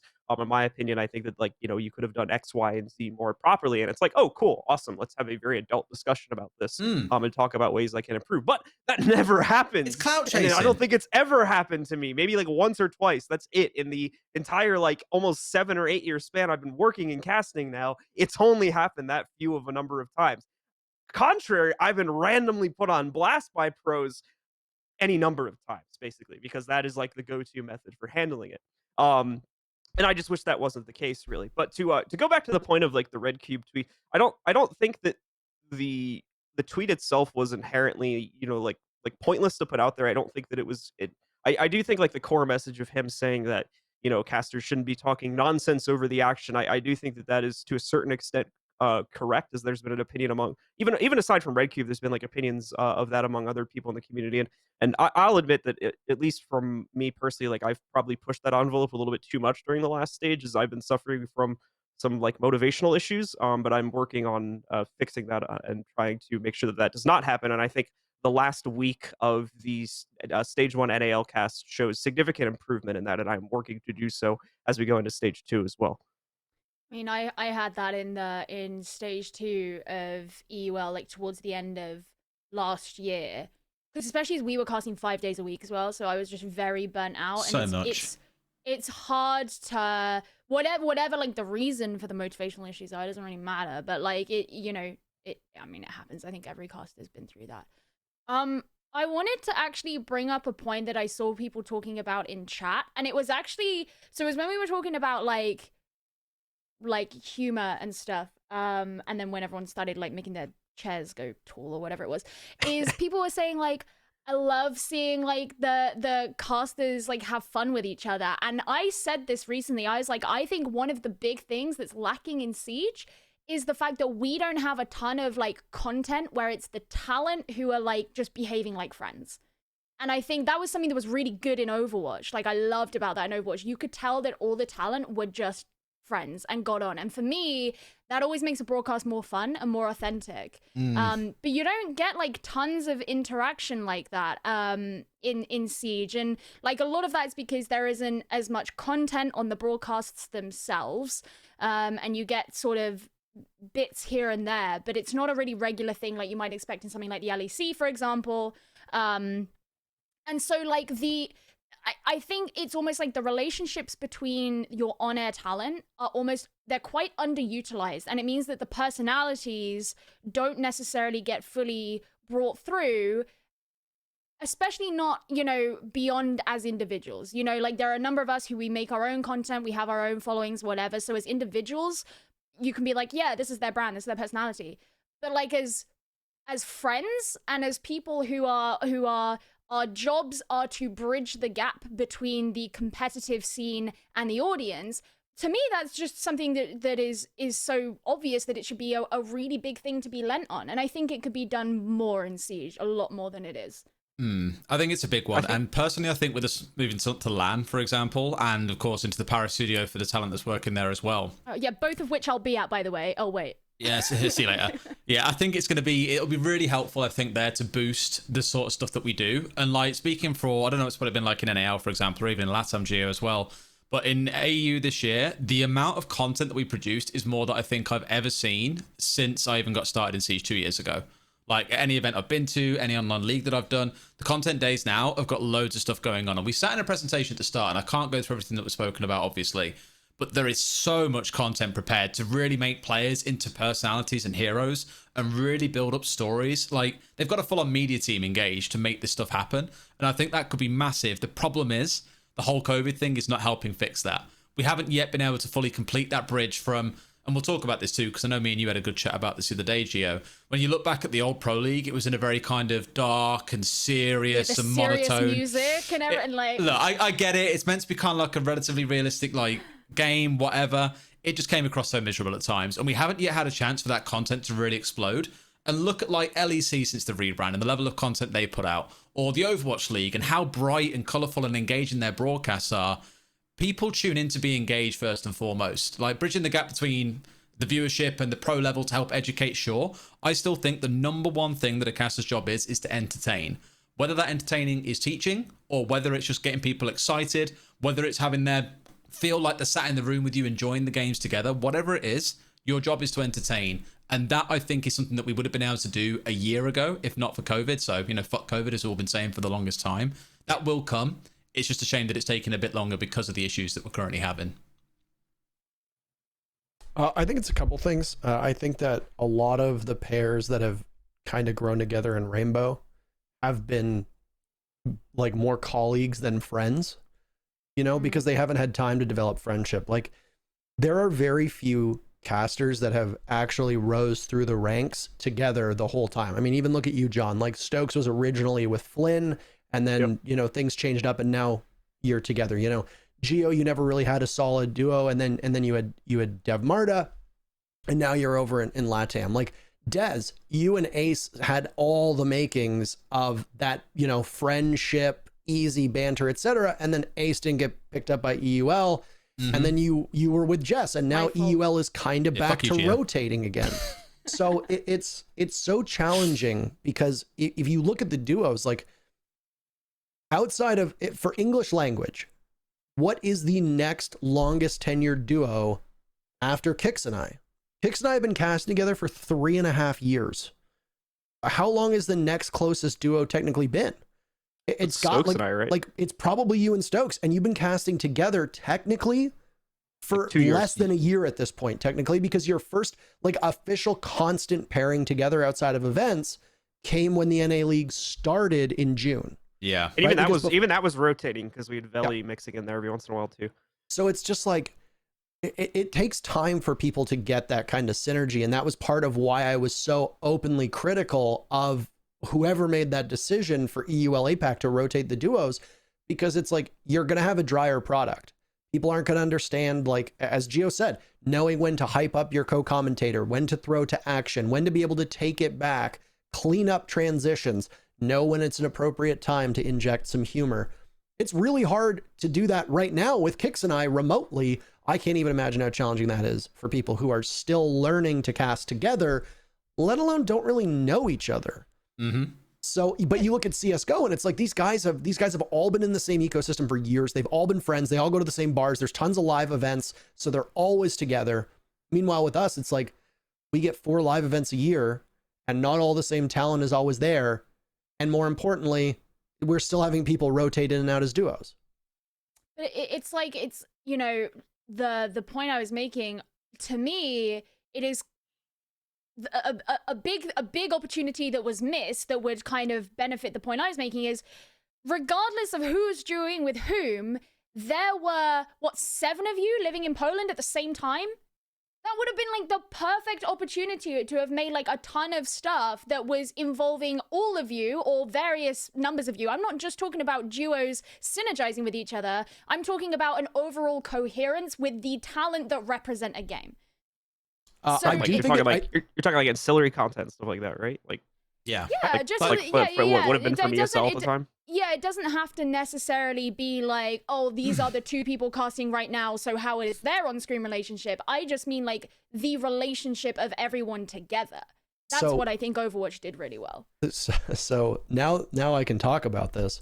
The reason why you didn't see a lot of content emerge from Poland was, number one, they were always on the night shift because they were only working USN, and we were not always. We were changing it up because we were working the 3 regions, and because they were on USN on Tuesdays and what was it, like Wednesdays and Fridays or something like that, they were working the days we weren't. So like we never really had time to actually get together because they would be going to bed at 10, 11 a.m. and then waking up at 8, 9 p.m. to then go to the studio, while we would be on an opposite sleep schedule, and then we would have that day off, and then they had the days off that we were working. So it just like it almost never aligned. But also the bigger issue that people didn't really hear about was there was a certain Ubisoft employee who is no longer with the company who was very particular about establishing the US Nationals as a separate competitor to Pro League. And when I got knocked out of action and we all of a sudden had only Emzo, Milos, and Kix casting, behind the scenes, it was a fucking nightmare to try to negotiate with this certain member of Ubisoft to allow the USN talent to work on Pro League because, and I quote, this UB employee said, they are USN casters. That is their brand identity. We do not want them associated with Pro League. Ubisoft was competing against itself for some fucking reason. And this person in particular almost caused huge problems for Pro League because they weren't willing to play nice with Pro League because they wanted USN to be its own brand.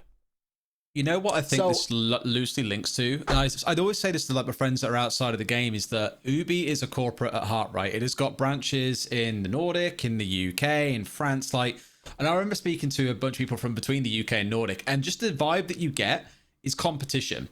They are constantly in competition with one another for numbers, for viewership, for players, for it's like they aren't aligned and working together. And I think it's got better. Like that is less of a thing now that Challenger League has kind of unified them all together. There's no real need for direct competition anymore. But it does feel like it's a machine working against itself. And I don't know if that's just because of the UB corporate structure or what. But now that you said all that, it kind of jumps in my head like, yeah, think about how different a product USM was to Pro League. Makes perfect sense. Somebody in chat, by the way, said, I wonder if this is a person who had their pet project and they wanted it to succeed. That's exactly what it was. Competing against others, yeah.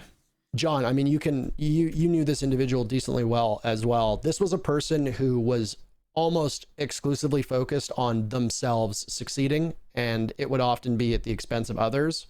This was also an individual who lied to all the Pro League talent about working events for USN, and would often kind of view the relationships with talent as very expendable. And yeah, this was just somebody who looked at like, because the funny part is that Pro League was overseen by 3 different regions. So the person who was making these decisions for USN was also involved in making decisions for the NA branch of Pro League, and yet still was arriving at these conclusions. So yeah, the seeming what appears to be autonomy anyway of the individual regions brings up some issues for the scene globally, because as far as I can tell, there isn't like one single person at Ubisoft who can just make decisions for the esports scene.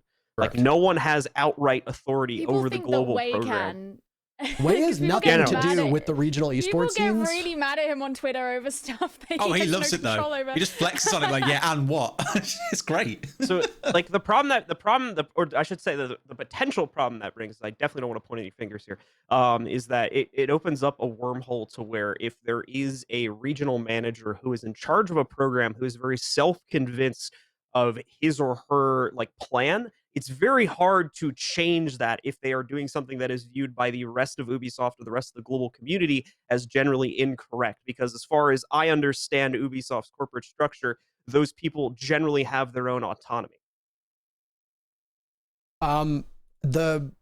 So Way, just to clear up what Way does, Way is like the head of esports for UB Montreal, whose only purview in regards to esports is, well, 2, I guess, are the pilot program skins and SI. That's it. Everything else about the global competition is done by the regional offices. So NA, the NCSA branch oversees North America, South America, Central America, as the name would suggest. EMEA does its stuff in Europe, Middle East, and Africa. Then you've got like the APAC wing and Asia wing that does its own thing too. So like the people who are running the NA league are in many ways running the LATAM English league too, because then there's obviously like the actual like respective, same office. But then you've got your respective like actual like offices in those countries. Like for example, BR6 is not ran by the same person who's running the NA league. And then EMEA obviously is running like the EU league, totally separate from NA league. And it's just, it gets really frustrating to me because I understand that Ubisoft's corporate culture is very much like, let's work in harmony with each other. But oftentimes I've found that there are decisions that get made that I don't have any input on. And obviously I don't know any background info, but to me, it always strikes me as these like EU league wants to be better than NA league. And it's nice to have a competition, but ultimately, ultimately you should be working towards the same goal, but it doesn't seem like that at times. It honestly genuinely seems like certain branches of Ubisoft want to like punish other branches. And it strikes me at my core as being not ideal at all. I mean, I would say that's if you watch the season 2 trailer for the NAL, I think that's a really good example of that. Yeah. Because the NA division like popped off for that trailer. Like, you know, Veli and I had a great time. Like, I'm not complaining about that in any sense. You know, Veli and I had a great time, but it leaves the question of, you know, how much of that was necessary at the end of the day. Ultimately, you know, did we really need to spend an exorbitant amount of money renting a Bentley that I could drive it down the strip and record a couple of lines? Personally, it was so American. I'm cool with that. I love that. It. That was a blast, and I'm very grateful that I got the opportunity to do that. Thank you, Ubisoft. We're bigger and better than you, and I hope you fucking know my Probably Bentley. not. So good. It tickled me a lot. But I mean, because I really like the idea of like all the regions sort of having their own identity. And I think that's kind of fun. It's like, you know, Parker, you said like having a bit of competition between the regions is nice because you want them to all offer something different. Otherwise, there's no incentive to watch all of them. But yeah, from like that internal perspective, and you know, I wasn't around working in this game when all of that stuff that you spoke about before was happening, and whatever, and I try to stay out of any of that kind of stuff because it just, at the end of the day, like I care about what I'm doing and not necessarily everyone else's shit. But I think that it's true that there needs to be that like internal harmony so that it's almost like when you think of like North American sports franchises where it's like a lot of them are owned by the same fucking company and all of the rivalry is artificial because they're making money from it. Yep. So it's sort of like you've got to have that as a staged thing because that's what, you know, gets people going. And it means you can also control the level to which that is true and remain in control of it. And that gives you a, you know, better hand over your product and the way it's received as well. It's like professional wrestling, right? Like everybody's working towards the same goal. Everything is predetermined and most of it is staged, but it's exciting, you know? And like when I look at League, this could be very different. But when I look at League, like the LCS casters will shit talk the LEC casters, like they'll shit talk the teams and all of that. And I think that's wonderful. There's nothing wrong with that. But I don't see like the people that are running the LEC, if they're different from the people running LCS or LCK or LPL, I don't see all of them actively trying to torpedo one another and fuck around with talent. Or fuck around with rates, or fuck around with events and stuff like that. I don't see that happening.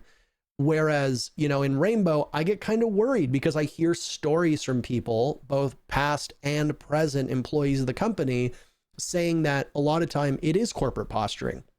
It's one office trying to make themselves look better at the expense of another office, and it has reverberations into the esport, and that's terrible. Why you should never criticize your caster live. It makes both of you look bad. I love how John caught it in chat, by the way. The whole time you were talking about that, like, it might look rosy from the outside. It's not fully. I think every single game gives the image of looking very nice and clean from the outside, but then realistically, when you get under the skin of it, there's all kinds of shit going on. All kinds of shit. Like, I wasn't an owl, so I can't speak for Owl entirely, but naturally we speak to a lot of Owl casters and heard about the shit that was going on there. like some people being on multi-times over the rate of someone doing exactly the same job because of brand name. For some cases in the second tier of Overwatch, fucking hell, me and Gia were well close to that. We know about the kind of shit that went on there.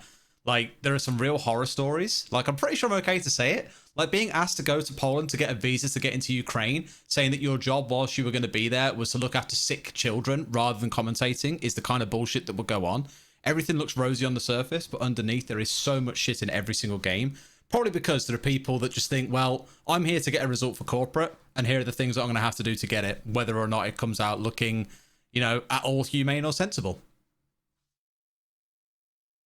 Esports, and I mean, everybody here will talk about it. Esports is still so new, and because it's new, we have to do shit that we don't necessarily want to do. I mean, that whole visa thing, like ESL, and I can say this right now, ESL's never told me to lie at a border. They've never told me to lie to get a visa, etc.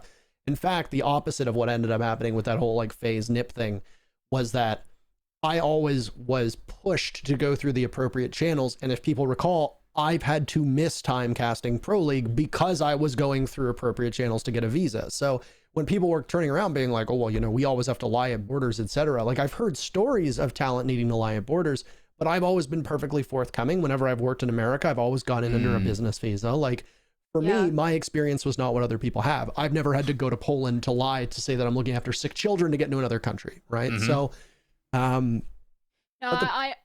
was just gonna say, like, I'm the same. I've heard horror stories from other people, but I personally, there's probably been maybe one job offer I've ever had where it turned out to be totally fine, but I was sort of a bit kind of worried about the details and I didn't fully understand, so I backed out. It ended up being perfectly legitimate and everything was done properly, but because I didn't know at the time, like, I didn't want to like take that risk. You want to get banned from a country and potentially lose future work at the end of the day, right? Yeah, I get caught lying at the American border. I can be banned for like 5 years. America like is. I wouldn't fuck with any country, but America, you're just not going to fuck with that border. This is the thing. Like, as the daughter of a pilot, I'm very acutely aware of what can happen at a border if you lie and if you break immigration rules and stuff like that. And I would rather that didn't happen, since so much of my life is based around traveling internationally, and I would like for it to continue to be so. Like, if I were like confined to forever being in the UK, to me that would be the end of so many things that I want in my life and stuff like that. So and I would say that from everything that I know, you know, I've only been in esports. I started doing like amateur stuff in late 2018. I started doing professional stuff since January 2019. So I've only been around for a few years, and I would say at least in my time in esports, any of that like stories of oh, people have been asked to do this, I personally haven't experienced. And from what I've heard from other people as well, that's also not really a thing these days. Like, from what I heard, it was a lot more of a thing back when there wasn't a lot of money being pumped into esports and stuff and whatever. But yeah, my experience, that's never been something I've had. Just to say, go on, there's a real quick side note, and then you can take your point after. By the way, chat, if you would like to ask any questions, anything you want us to discuss around the sort of topics we've been discussed today, start dropping them in. We'll start saving a few questions, and we'll come back to those after we've had a bit more of a chat about this. So go ahead, Parker. Sorry.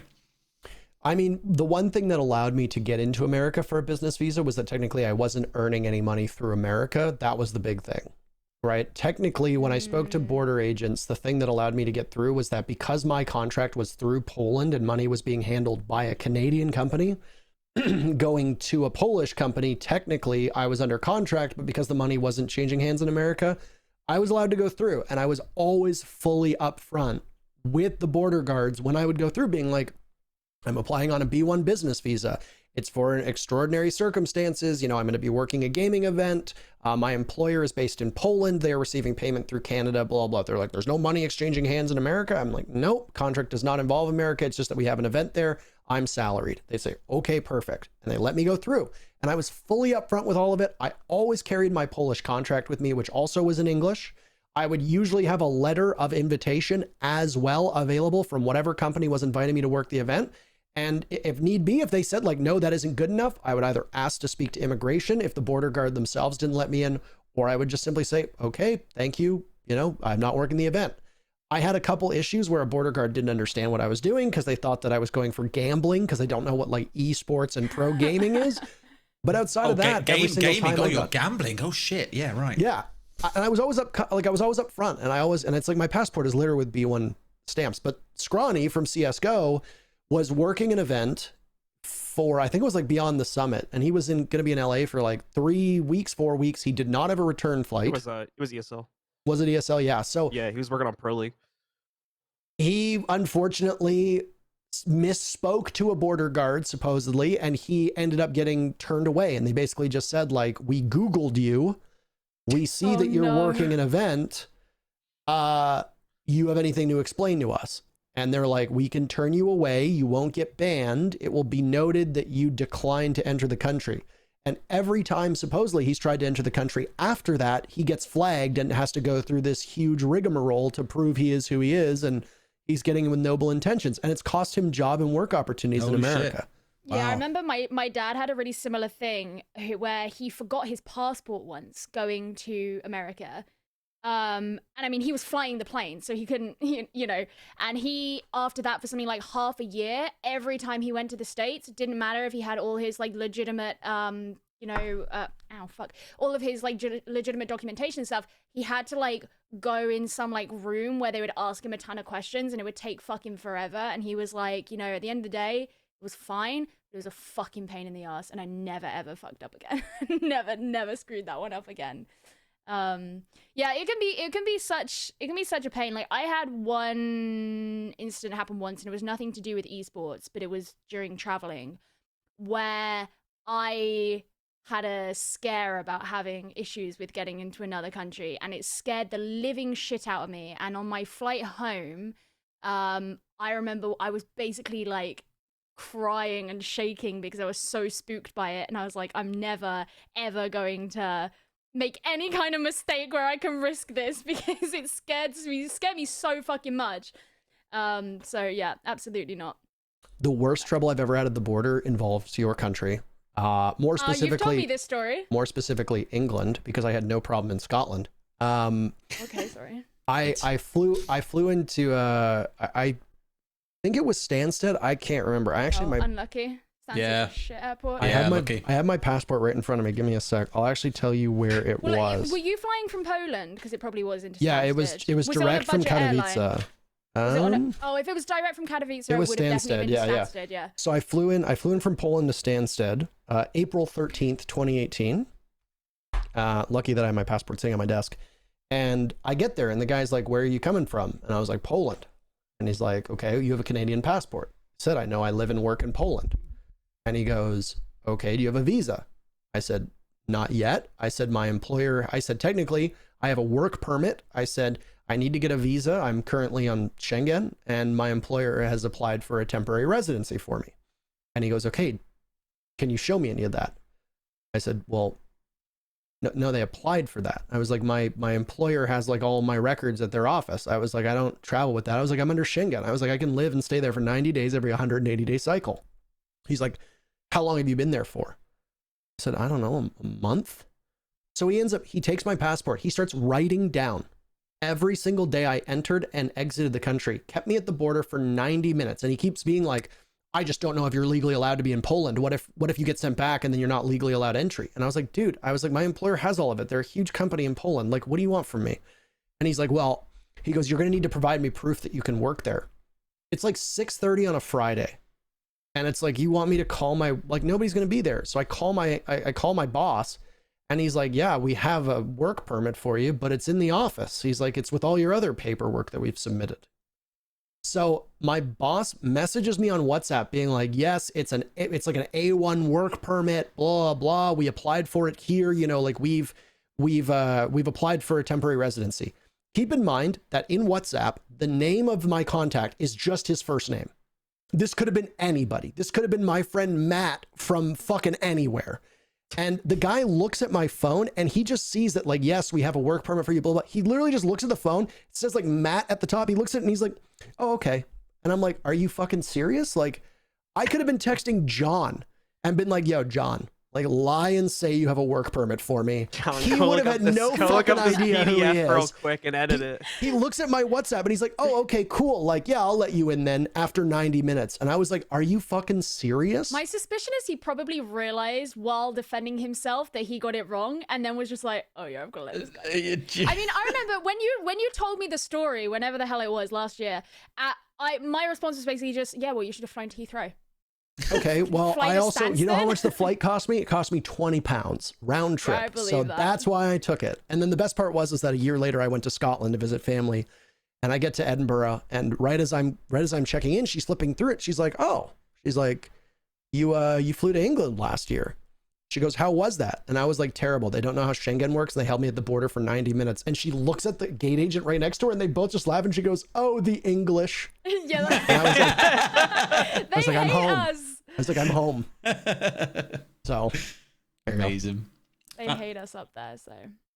Well, on that nice tangent, we have had a few questions come in, so let's go through a few of these, shall we? I guess the first one to start is always a good one. If Rainbow Six died tomorrow, which game would you most like to cast? And we'll start with you, Blue. I think right now it's kind of a split between Apex Legends and Valorant. Valorant for kind of obvious reasons. That's the big game that everybody wants to go to now. But Stokes and I have been having a lot of fun casting Apex as well over the past couple of weeks. And they've got that new 3v3 mode coming out on Tuesday that looks really interesting for a intrigued by that. competitive I've downloaded standpoint, Apex because- ready to play. It looks fucking great. Yeah, because it's still a BR, but it takes out the RNG. And it's obviously like a contained 3v3. So I think there's some really interesting stuff brewing there. And I'm also just a massive fanboy of Respawn in general. So I wouldn't be opposed to going to work in that game. Cool. I was going to say, by the way, fucking producer Jacob has got everything ready every single time we He's got, need like, something. the fucking questions. He didn't even tell me about this thing, and it's still fucking there. Fair play, Jacob. You're all over this shit. Gio, what about you? I would go to Valorant. I think it's like the perfect, like midpoint of like various games I've worked in and the things that I enjoy about an esport and like about a game. And yeah, I don't think like there's any part of me that really want to go back to a game I've already been in. Like I don't want to go to Overwatch. I don't want to go to Call of Duty. So yeah, that's short answer, but that's where it would be. I think I know what your answer is going to be, Parker, but go ahead. I mean, it's going to be Valorant. It's Kix and I approach casting from a perspective that we've been offered to cast other games over the last couple of years. Two big reasons why we haven't. Number one was we were in Poland and we had to travel. And number two was that we weren't really interested in the games that we were offered or were pitched on possibly working. Valorant is a game that we are both really, really interested in. I like it a lot. I like playing it, but more importantly, I like watching it. I like watching CSGO. I've never shied away from the fact that I think CSGO is the best esport to watch. And I think Valorant is pretty close. I think there's a bit more confusion with Valorant just because of all the things that are going on, which is why I think that as a caster, you really need to push yourself to cut through that and give the viewer a good idea. And I think from Siege, that's a strength of mine because there's a lot of stuff that happens in Siege that doesn't make any sense. And I think it's a strength from all of us as well. So I've enjoyed the hell out of getting to cast it. Hope I get more opportunities, but it's a pretty safe answer for me. Fair enough. I think, truthfully, I'm probably the only person here then that wouldn't have gone into an FPS. I'll probably go towards, not League of Legends, I don't think. Maybe League of Legends, I don't know. You would go back to League? Nah, I probably would, actually. I don't know. Maybe. Things have changed a lot in the last 3 years in terms of my casting and all that, so possibly. But Wild Rift, given it's like, Riot seem to have this weird rule where you can only work on one of their titles. They almost don't want to cross-pollinate between games. So you choose, do you want to work on League of Legends? Do you want to work on Valorant? Do you want to work on Wild Rift? At this point, I'll probably go Wild Rift purely because I've not worked on a mobile game before. I know League of Legends, it's basically the same game. So we'll see how that comes about. And I think I've got a couple of casts coming up for that in the next month, so time will tell. Jacob saying let's make an event for it. Maybe, mate. We'll see. Someone in chat says time to step up and cast Dota 2. Maybe that should be waiting. Yeah. Honestly, the jokes over the years of Dota 2 versus League, I can't remember. I think that the Dota 2 community was always like, yeah, when you're done playing a kid's game, come play Dota 2. And it's like, shut the fuck up, dude. Yeah. Or there was like, honestly, it's so fucking funny. I don't watch Dota. You know, I started watching League last year, and I remember being in Paris with you and getting you to explain a load of shit for me because I love League broadcast, but I don't play the game. The only MOBA I've ever played is Heroes of the Storm. Heroes of the Storm is like toddlers. If League is for kids, it's for newborns and toddlers. And anyway, but I personally think that OD Pixel is probably in my top 3 casters ever. I could listen to OD Pixelcast forever. I think he's fucking incredible. So yeah. Fair enough. Just I think OD Pixel's great. A bit of Three people fanboying said out of something nowhere. at the same time. All just pitching at the same time. Yeah, fair. Yeah. I'm going to skip question 2. People have asked about SI predictions. I think that's one that we maybe save for later on if we get round to it. Hate predictions. I just don't want to do them. I think specifically for the first international Wildcard event in like gaming. 2 years is like kind of pointless to say predictions because no one has any realistic idea of what's going to happen when these teams clash, and it's kind of just a crapshoot to suggest otherwise. All you can predict is it's going to be fucking great because it has been a long ass time since any of these teams have played each other, and that's what I'm really excited about. The other question that came in after that was, do you ever think something will rival Siege like how Valorant has rivaled CSGO? And there's always a very famous quote that goes in, I guess, in business circles that says something to the effect of disrupt or be disrupted. You need to be the one that's out there doing things differently, or others are going to come along and interrupt you, as we're seeing Valorant now trying to do in CS. So as a question starting with Geo, do you think a game could come along and do something significantly better in the same vein of Siege that would eventually replace it? I was kind of hoping you'd go to someone else first because I'm not formed my. All right, fuck you then. Let's go to Parker instead. Probably. I think the real issue is that people don't know this, but Ubisoft literally invented the technology that makes Rainbow Six possible. Mm-hmm. So the issue is that in order to get a game to compete with Rainbow Six, you need to be able to have servers and netcode and an engine that can handle random destruction consistently being repeated and replicated over the course of however many rounds while being balanced around that. And I think that's going to be by far and away the toughest part. Like, no offense to CSGO or Valorant, but these are very straightforward games in regards to the complexity, or in comparison to the complexity that we see out of Rainbow Six. And I mean, what is it? Due Process, Ready or Not is looking like it could possibly rival it as well. But we've had a lot of like tactical realism SWAT style games before that frankly are nowhere near as popular. Like Ready or Not looks terrible in my opinion. Like it does not look anywhere near as fluid. I would argue that it looks like PoE in comparison to Diablo. Is Path of Exile a deeper, richer, more technical game? Probably, but you know what it doesn't have? It doesn't have fluid, satisfying combat like Diablo has, and that's what I think the difference is. Rainbow Six is not a milsim, let's be honest with ourselves. This is an arcadey militaristic type of shooter that relies upon that just relies on its uniqueness and almost like it's a gimmick, the destruction. And no game has ever been able to do that. We see like procedural destruction and that's it. So my answer is probably at some point if there's a market for it, but it's going to take some time and it's going to take a team being able to use that tech properly. Nothing. I wouldn't say anything in the next 5 years. Especially nothing from a AAA perspective that could like outmarket Ubisoft as well. That's the other part of this too. Though you have to remember, Ubisoft is like an $8 billion company at the end of the day, so they are going to outmoney anyone else, especially Due Process, which is being run by like a very small studio. To be fair, really great game. A big shout out to Enemy Crab Games. They've made a really fantastic product there, but that product still definitely needs some work put into it. And even as a competitive title, I think the Due Process is even slower than Siege is, which will have its own series of issues. It's like issues agonizingly over time. slow. I'll tell you what, Jacob, let's get the trailer up as we talk over it as well, because I think it's worth getting eyes on the sort of thing that goes on, because there are some nice things it does, but this is the idea, right? Everyone can come up with an idea. Execution is what counts more than anything else, and whilst they have some really good ideas and some things are executed okay, there are probably other parts that could be a little bit better before it would ever be mainstream, right? John, are you talking about Due Process or Ready or Not? I was just talking about Due Process right now. Okay. I haven't followed. I was gonna bring up Ready or Not, but you actually mentioned it. I couldn't remember the name of that game, but I haven't followed them too much. The most interesting part of this game is the fact that the maps are like randomly generated every time each week. Yeah, within a certain pool, right? Because I think that obviously like they It's like have the to, No Man's Sky of Rainbow Six Siege. Yeah. they have to put some sort of a limit on the randomizer so that there isn't like blatantly unbalanced maps in the pool. But the ones they put in, like there's a pretty good amount of variety, and it shakes it up pretty often there. Like it takes you a good couple days to get through them all before you actually learn most of the layouts. And like Des said, it switches out every week, I think. So. I just can't get over how it looks. I think it looks like shit. That's the problem. I think that's, to me, that's a Well, huge this is mental like, block. this is I'm in part the of the same issue boat. where like you don't have that AAA budget, so you can't create this massive destruction system because you don't have the money nor the manpower necessarily to develop something like that. It's like Parker was mentioning, that destruction system probably took years of Ubisoft's time in order to make that thing. So it's not an easy task to ask like a smaller indie dev studio to be able to replicate something like that. There are some really good things in it, to be fair. Like the whole, and this is the problem that you'd have in Siege, for example, if this was even a thing, is the amount of time it takes that you have at the start of a round to draw your kind of approach, how you want to attack the map, things like that. Those things then persist into the round itself. So you can run through a map literally following a path that you've drawn in the prep phase. There's nowhere to go. Really cool idea.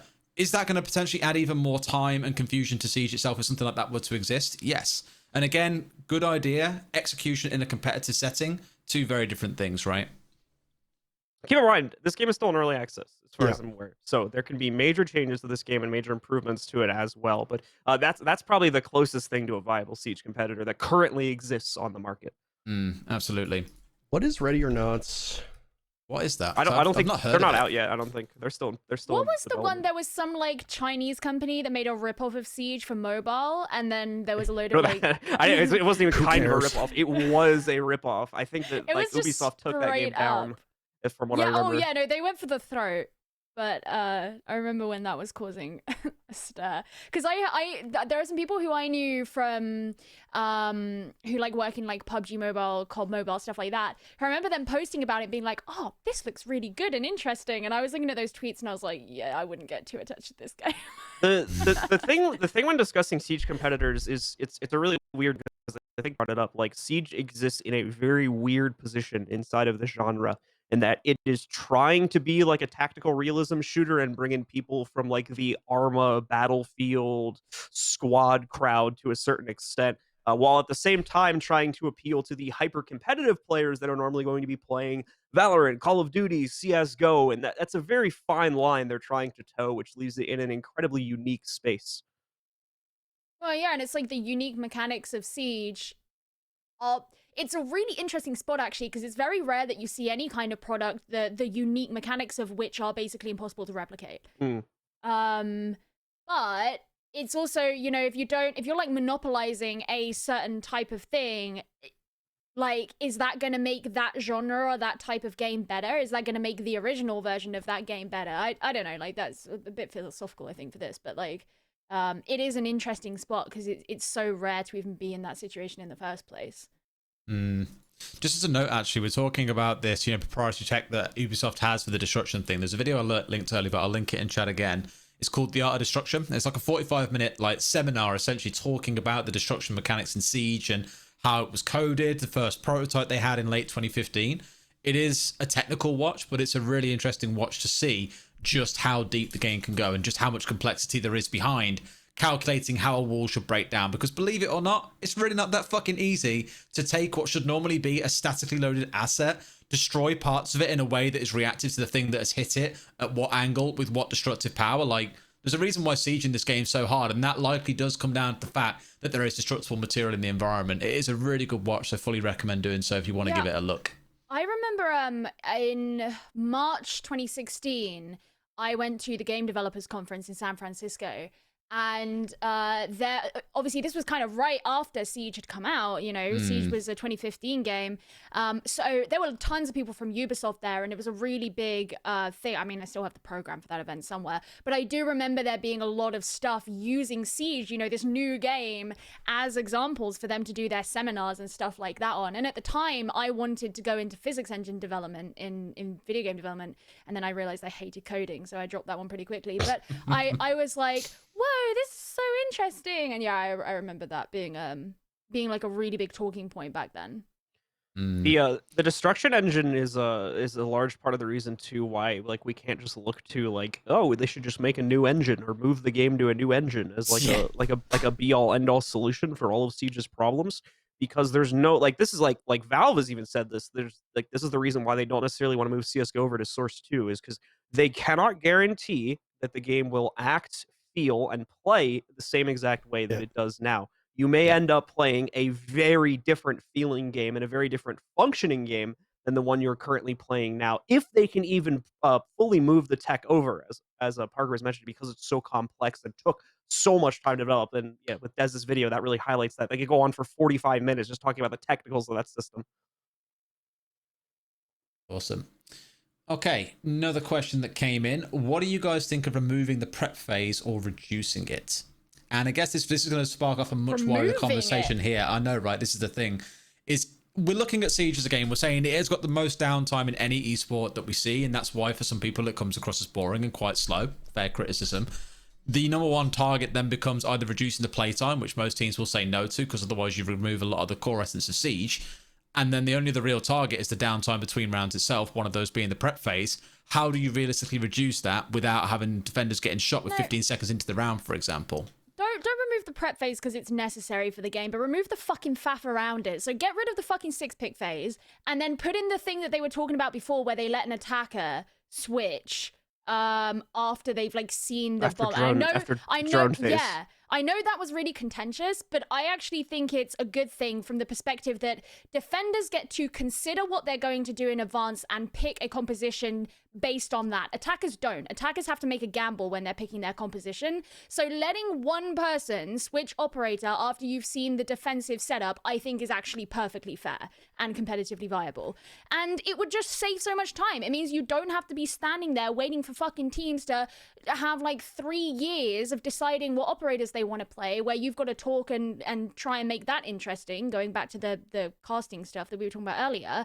It cuts out a lot of that like faffy downtime, but the prep phase is necessary because you've got to prep the site. It's part of the game. I think there is a way you could reduce the amount of time currently used in the prep phase. I think it'd be an interesting solution to possibly, not necessarily, it wouldn't be a new gadget, but like lore reasons, create a new gadget, quote unquote, that auto deploys the reinforcements, basically meaning that basically meaning that inside of the prep phase, and I would preface that you cannot do this in the active round because there's definitely ways to abuse this mechanic if you put it in the active round. But inside of the prep phase, make it so that you can just walk up to a wall, hit F, and then a deployable shield or a reinforced wall automatically just goes up and deploys there. You don't have to sit there for the full 3-4 second animation. I thought you meant like an overhead where you click on all the walls on the thing and suddenly they're all put up at the same time. I was like, what, are we going to bring God into Rainbow Six? Is he the next operator? No, we're not playing natural selection, unfortunately. But yeah, so I think that's one thing you can do, because basically all you would have to do at that point, especially now that the walls are pulled, is you just have like 1 to 2 people run around, just hit F, F, F, F on the walls you want to do, and then you have the rest of that time to focus on setting up your utility, meaning that you could probably, just with that mechanic, reduce the prep time by like 5 to 10 seconds. Yeah, I'm the same way. I don't think you can change much. I think you can speed up reinforcements. Maybe increase the destruction that is done during the prep phase. This is, of course, that's a major technical hurdle. Whether, like there are certain walls where you need to shoot it like 8 times to get what you want. Maybe make it easier. I doubt that's possible, by the way, but it's something you can look into. I honestly don't know. I mean, the problem is that there's just so much downtime. And I will say this, if you talk to Helby, he will tell you that in NA in particular, 3 minutes is too long. That teams do not push enough, that teams do not do what they need to do, and they waste a lot of time, and that they're forced to push when the 30-second mark hits after having wasted 20, 30, 40, 50 seconds of a round. Yeah. If we were to shrink the rounds to 2 minutes and 30 seconds with a 30-second prep phase, meaning that it's 30 seconds or 3 minutes all in, I'd be fascinating to see what that would do. I suspect that it would probably give a big leg up to the defenders, but that's why you allow the attackers to change their lineup during that prep phase. So that could be, to me, that could be a really good, compromise. I think from like an esports perspective, the prep phase isn't a problem. I think it's a problem from the casual side of things. And from viewership on Twitch as well. A lot of people are very bored during the prep phase. And if you look at games like MOBAs, where there is a lot of time where you're just laning and nothing really exciting is happening, the reason why people find that interesting is because there's a lot to learn. And on top of that, the streamers are usually entertaining. We kind of have a problem with engaging personalities in Rainbow Six. A lot of streamers do not talk during the prep phase. They don't engage their audience. It's not particularly enjoyable content. It's hard to rewatch on YouTube. You'll just fast forward through it, which is why most YouTube videos edit out all the downtime. So it's challenging to strike a balance where the esports side of things, I feel like the long prep phase and all that isn't terrible because there's usually stuff we can focus on and it builds tension. Whereas from a content creation standpoint, it's agonizing how much downtime there is in rounds. That's a really wild thought, and it's something that only really occurred to me 5 minutes ago when thinking about it. And talking of downtime between rounds and actual kind of game action time, what about if there was a way, in the way we're kind of talking about with attackers, where you spawn and you choose your site and the round starts, prep phase is straight underway. Whilst you're there, you can start as a neutral operator, heck, fucking recruit, whatever, who cares? You can obviously reinforce 2 walls. You can choose your operator during that phase if you want to. And once you choose it, you lock it in. You can't change it off again. You're kind of choosing it on the fly what you want to play, because that immediately eliminates the need for 6-pick. It eliminates the need for the operator selection phase. It's 5 to 10 seconds to pick a site, and you're straight into the game. You're into prep phase. It reduces that downtime quite massively. I've got zero doubt there'll be some issues with it, especially given I thought of it about 30 seconds ago on the fly. But eliminating that part of the game where there is, 20, 30 seconds of nothing really going except seeing who's picking what might actually speed things up quite notably. Any of the balmy ideas that are out there for that sort of thing? Just the way that you make the game more engaging, because Ubisoft has said for players themselves they're trying to increase engagement time with the game, i.e. like you said, where you don't die and then for 3 minutes you're sat there staring at a grey screen unable to do anything. Trying to find more time when you're actually having uptime both as a viewer or as a player. The most immediate solution, that sounds like what Parker was suggesting, where we just reduce the actual round timer by 30 seconds. That seems like the simplest I fix. actually don't think that that's a terrible idea. It will give a big benefit to the defense, especially for slow teams. And big maps will be harder to conquer, and the defense with their elaborate setups will potentially have more to do. But I will say this. I think some teams are quite inefficient on attack. I think that stands to reason across the board. And I don't think it's region specific. I think a lot of teams waste a fuck ton of time when they could very easily be finding their footing more. Like, and faster.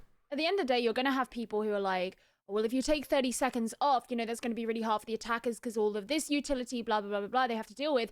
Well, having such an inherent mechanic of the game change like that would force a meta shift. Like, you would have to. You would not have an option. So as an attacking team, if you're a slow attacking team now, you would have to learn to be a faster attacking team. You would literally not have a choice.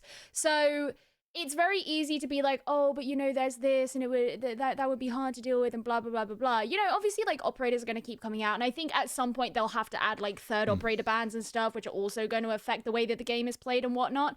And maybe they would have to make some tweaks here and there to accompany a change, like removing 15-30 seconds off of the round timer. But teams who are currently too slow, it would literally be adapt or die. Like, that's literally how it would go. You know what I really find funny about that? There was a team, and I can't remember who it was. I remember a few people spoke to me about it and kind of frowned upon it. There was a team that used to scrim, and they always said, right, the round ends when 30 seconds are left. If you haven't finished what you were looking to do with 30 seconds left on the clock, it's over. They were playing to finish a round in 2 minutes and 30 seconds. So when it came to the official game, they had 30 seconds extra to play with for that exact reason. It was kind of balmy and not at all like doing an official sort of setup, but it gives you that extra time to go, right, we need to get shit done now, boys. There's 30 seconds left. Ignore the clock at the top of your screen that says 60. You've got 30 seconds left. We haven't got time to sit around. Let's get a crack on and make stuff happen. I'll be really keen to see if it did make a difference. Maybe, fuck it, maybe at some point we'll make Me Invitational next year more serious and do it 2 minutes, 30 seconds instead. For the laugh and see what happens. I mean, Rampy can freak out at 3 a.m. in the morning again about having to play a round that's 2 minutes and 30 seconds long. The other thing too is with reducing the round timer is it will obviously like it will speed up the pacing of the game, but that doesn't necessarily mean that we have to reduce the length of the games outright. That's obviously like more of a focus for the esports concerns more than anything. But someone in Twitch chat just said like you could very easily just also if the pacing is at a place after reducing the round timer where people are happy with it, if you feel that the defense has too much of an advantage now, you could just add more rounds, give more chances to the attackers as well to make up for that. And that's another way to kind of balance that out slightly if you feel that the 30-second removal is too much of a shift in the defender's direction. I mean, most of the suggestions around Rainbow Six, by the way, are to make it more like other games. And I mean, I hate to say it, but it's like almost all the times we talk about things like, let's add more rounds. Let's reduce the time of the rounds, blah, blah, blah. It's like 15 like CSGO. Yeah. Can you imagine Siege with 15 rounds? It would take fucking I mean, forever. dude, like Iconic was 30, tweeting right? about that the other day. Iconic was like seriously suggesting that on Twitter. First Really? to 16. Not, I think he was emulating for like Valorant's format for best of ones or something like that. But Right. But the problem is like the decision between best of ones and best of threes being played is often not a competitive necessarily focused decision, but more of a logistical one at the end of the day. So just making a best of one the length of a best of three is not going to solve that problem ultimately. It's just Blue, going to... what is the longest CS:GO map you ever casted? I think like 7 or 8 overtimes. I don't even remember. I think the score was in like the high 30s, low 40s by the time I finished. So speak to that to someone who doesn't know CS to a high level. What kind of time does that look like in total for that whole map? I think we were casting for like 2 to 3 hours straight. Oh, imagine that. Yeah, I know which event it was. Imagine constant overtime. Straight last Sunday. I remember the I mean, one map continuous. Yeah, but we don't get breaks on Brazil. We finished the map and the TO came over to us and was like, "Wow, that was really impressive. Like, we thought you guys were gonna like peter out halfway through that because that was a really long map." And then they gave us like a present after that event for doing that cast. They were like really they felt bad that we had to sit through that game. That's cute. Amazing. Parker, did you ever get a present after doing the SI 2019 finals? A present? Well, because Blue just said he got a present for the fact that they did a long cast. They did a long cast, so they got rewarded. Who the fuck gave you a present? Where's my fucking present? Well, this was like a CS:GO event. We weren't being run by like a one-off TO. So I have never received a present or accolade or anything like any kind of acknowledgement or stuff like that for casting these events. I think that they probably view it as you got to cast the finals of SI. That's good enough, which for the most part is like cool. I think that's kind of true. I don't cast to get goodies. I guess. So my performance can't be bought with gifts, Blue. How dare you? I'm above that kind of mockery. I mean, it wasn't like they didn't like because he's they not didn't getting gifts. They didn't spend like a bunch of money. I think they sent me like socks or something like that. It was just more of the gesture more than anything. I love that. The grouse is like, you didn't receive a Tesla for casting though. I mean, admittedly a self-gifted one, but still, right? I will say, I mean, like I've gotten stuff in recognition. Like Kix and I both have charms in the game. Kix and I have both been like honored at SI. Kix was honored at the first one. I was honored at the third one. So it's like, that's cool. I will say that I see the things that talent get for attending events, like league casters or even like CS:GO casters, like what Blast does, John, by giving like cases of like swag for casters working their events is crazy. And it used to be cool. Like we used to get pretty neat stuff, but now it's like we basically just get a hoodie, maybe a backpack, and that's it. All I really care I know for, like, how the stupid challenge this coins. sounds, because by the way, most of that stuff like you'll never use, but it is a nice gesture when all the players are getting like tons of swag and stuff, and the casters don't get that. It's kind of like, it'd be nice. But I mean, like, this is like 100th on the list of things I give a shit about. Like, it doesn't actually matter to me. I don't need another Rainbow Six metal water bottle. I'm good. Like, thanks. I just want the challenge coins from events. That's really all I give a shit about at the end of the day. Those are Ubi does a really good job with those. Those are really cool. Same with like Rainbow the Six pins credits, from that's all I CS:GO. ask. The CS:GO pins. Those were like, gotta get those. In fact, I think I have them over here. Hold on. I have the nightmares from casting that Empire G2 match. That's all that matters. It's they could give me complimentary therapy for that fucking 2-hour-long map. I have like a ton of fucking Blizzard stuff because when you go to BlizzCon, they just give you a ton of free stuff for being a random person. So that's mostly what I got. I got a couple of Rainbow Six things. Like I got the year 5 box that they sent out with a load of stuff in it last year. What is that? Is that a badge? Like No, it's the major pin for CS:GO. I'm trying to get it to focus. Yeah, you're doing a really good job. Put your hand behind it. That's what makeup It's not YouTubers do. Fuck this camera. There you go. You got it there. There you go. There it goes. Blue. Oh, I lost it again. Whatever. I mean, you get Blue Region. There you go. We got it. And then there's like all the there's like the challenge coins and stuff they give out at events too. They were cool. Like the Siege ones. I got the SI one for this year. I remember Caliber Jacob was really pissed off. He was like, I want the SI one. And I was like, well, it's your problem. The sad thing is that like a lot of the cool pins we get, like I have all the coins. I have like a Tokonami coin. I have like an SI coin and all that jazz. And like they're cool, but most of the time you don't get them from Ubisoft. It's like Koyo will approach you on their own and be like, hey, we'd love to give you something. Here it is. And it's like, why is Ubisoft not doing this? Like, why are you doing it? Like, I appreciate it a ton, and Koyo is an awesome company, but it's just like, shouldn't this be something that like Ubisoft does? Like, I have a little like pot of all these pins that they all these pins that they sent me. Yeah, this was the SI one from this year, and then this came with a coin as well, but it's over on my shelf and I can't be asked to get it. But yeah, that was the SI one from this year, and then they sent me all these like little regional ones. And then the regional all of ones like are really cool. the operators, like look at the golden Valkyrie. Yeah, well anyway, so I just keep them in this bowl on my desk because I don't really know where to put them.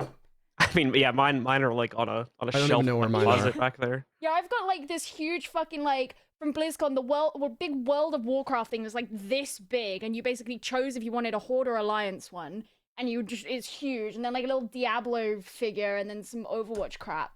And I'm just like, well, that's that shelf now. Like, you speak of it all with such scorn, like some Overwatch crap and some World of Warcraft Horde or Alliance. Like, I'm not like a collector of things like that, so it's sort of like I put them on my shelf, and it's kind of cute that it's all there, but also like I don't really know what to do with it. Like the pins are cool because I can wear them on broadcast, right? And then it's sort of kind of nice. I got like a little Dockerby one somewhere as well that I stole from someone. But like with the figurines and stuff, like I'm not someone who's gonna go out of my way to buy figurines. So like they're kind of just there. Yeah. The only thing I ever wanted was when they did like the Behind the Siege thing in 2019, and I was one of them. They had like in the front foyer right by the main doors, gigantic posters of all of the people who got it. And it was this like one that's your WhatsApp profile photo. I couldn't tell you what my WhatsApp like, profile. The drawing. Probably like then, yeah. I don't know what my WhatsApp profile picture is. Probably, I'm guessing it's anyway, it's like it was all made out of like shapes. Yeah, so it'd be that one. So they had that. It was like 20 feet by like 8 feet. It was huge. That's the only thing I ever wanted. And then they told me to follow up. And when I tried to follow up, every single person I spoke with said that somebody else had last seen it. And then after like a year, I just stopped trying to get it because it was like every single person was like, oh no, like Tim was the last one to get it. It's like, oh no, like actual, Sarah was the last. And it's like, yeah, I wanted the huge one. Where would you have put it? Who cares? Like, I wanted a giant poster myself. maybe I'd put it over top of my bed, staring into my own eyes. Yeah, like when he's going to sleep, it's like, oh, yeah. It's the closest thing you'd have got to someone building a statue of him, so we can just hang it somewhere, wake up in the morning and just look at it and go, it's a bit of self-worship to start the day. Look, if I knew that there was like... a little bigger, you know, like just looking at the poster. If I knew that there was like a 10-foot or whatever, like poster of me, I would also want that. So I get it. I probably never would have done anything with it. It's like probably like I got an award at my last job. It's like this nice plaque and everything. It's like sitting in a box in my closet. I don't care about that kind of stuff, but it'd be neat to have it just in case. Yeah, just nice. just in case it comes up. Never know why you need it. Maybe one day we could use it in a skit as a joke or something. I don't know. I would take mine to my wedding. You know, today... I have to get going soon, by the way. So today, I was about to say, today started as a really good in-depth chat about Siege and its global positioning in the landscape of esports, and it's descended into us learning a lot more about Geo and INTERRO's vanity of wanting massive 20-foot posters of themselves. It's been a real journey to get to this point, I think it's fair to say. I don't. Keep on dreaming. So I can draw. I can make my own one. just draw your own. You'll be there a few months, but fuck it. Why not? You absolutely can. But look, INTERRO, like you said, it's got to go as well. Guys, really appreciate everyone jumping together for this one as well. It was kind of all put together in the space of a few days. I think it's been a really good chat, to be fair, as well. It is called One Shot. Whether it's going to be a one shot or not, I guess time will tell. But thank you for jumping on. We will look to do this again at some point. Massive shout out to producer Jacob behind the scenes as well. Any closing words from you guys? We'll start with you, Parker. No, create more Siege content. I mean, we've been on a sabbatical from 6on6 just because of timing, but I mean, there's obviously an interest out there for this kind of stuff, whether it be interviews, whether it be just simply showing yourself off, you know, like that's cool. Your podcast needs to come back, Derry. So at some point, you should I need to bitch at Fresh and Emerta to stop being pussies and just say, look, just give me your Saturday evenings and we'll do it. Because at the minute they're like, oh, but it's for rest time and I don't want to do it. But I'll get there. I mean, Saturday evenings are a terrible time to do podcasts as well. So. We can't do Sunday because Emerta works 6 days a week with his current team. For fuck's sake, that guy. So I'll drag him onto it. It'll come back. I mean, no, just parting words. It's like content like this is good. It's fun. It's more fun to be a guest. I think I've only ever been on like 3 or 4 podcasts, whereas I'm usually hosting them. So this is a nice change of scenery. You get to talk shit with no responsibilities. It is fantastic. 100%. I can drag this as far off topic as I want, and you're the one that has to look like the bad guy by shutting me up. Well, I said earlier on, what's everyone thinking? You're like, I'm just here for violence, man, and you've brought the violence, so I appreciate that. Blue, what about your side? No, just thank you very much for having me. I don't normally do these like kind of long form content pieces because I'm usually pretty bad at explaining myself in this sort of setting. But thank you very much for having me. I appreciate the subject matter, and I hope I did a good job. You did just fine, mate. Did just fine. And Gio, a bit of a brainchild from us 6 days ago. Your final thoughts? Yeah, I mean, it came off the back of a conversation we were having because you wanted the link to the video I had made and we were chatting about it. I am really glad that we managed to get Blue and Parker because when we were discussing doing this, they were the 2 people who we actually wanted. So it's not even like we had to compromise because people fucked us over. So that was really nice. And yeah, it was an interesting conversation and it was fun. And I've never done a podcast before. We were a guest on Jacob and Chowder's podcast once. Yeah, but other than that, I'm so sorry. Yeah, thank you. Thank you. What a fucking waste of time that garbage is. Other than that, I really enjoy the idea of being on podcasts. So Jacob's in the chat. Oh, is he? I know, he's been here the whole time. Fair enough. So it was fun. It was fun to do it, and yeah. It has been plenty of fun. Like I say, I'm sure we'll find a chance to do one of these again. But for now, we will say good night. Of course, SI kicks off in a week or 2, so keep a very close eye on that. Hopefully, there's more content coming ahead of that time. But have a good evening, afternoon, or morning, wherever you are, ladies and gents, and see you all soon. Bye-bye.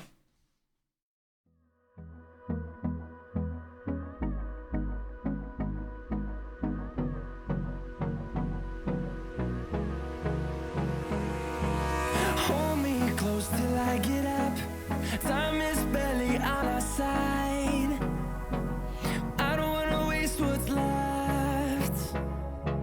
The storms we chase are leading us, and love is all we'll ever trust. Yeah, no, I don't wanna waste what's left. And on we'll go, through the wastelands, through the highways, till my shadow turns to sun rays. And on we'll go, through the wastelands, through the highways. And on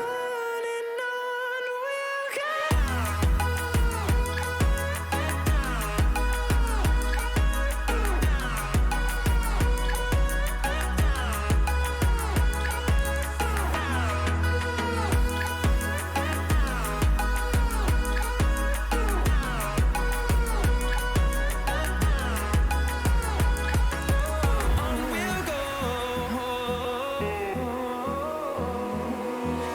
Finding life along the way, melodies we haven't played.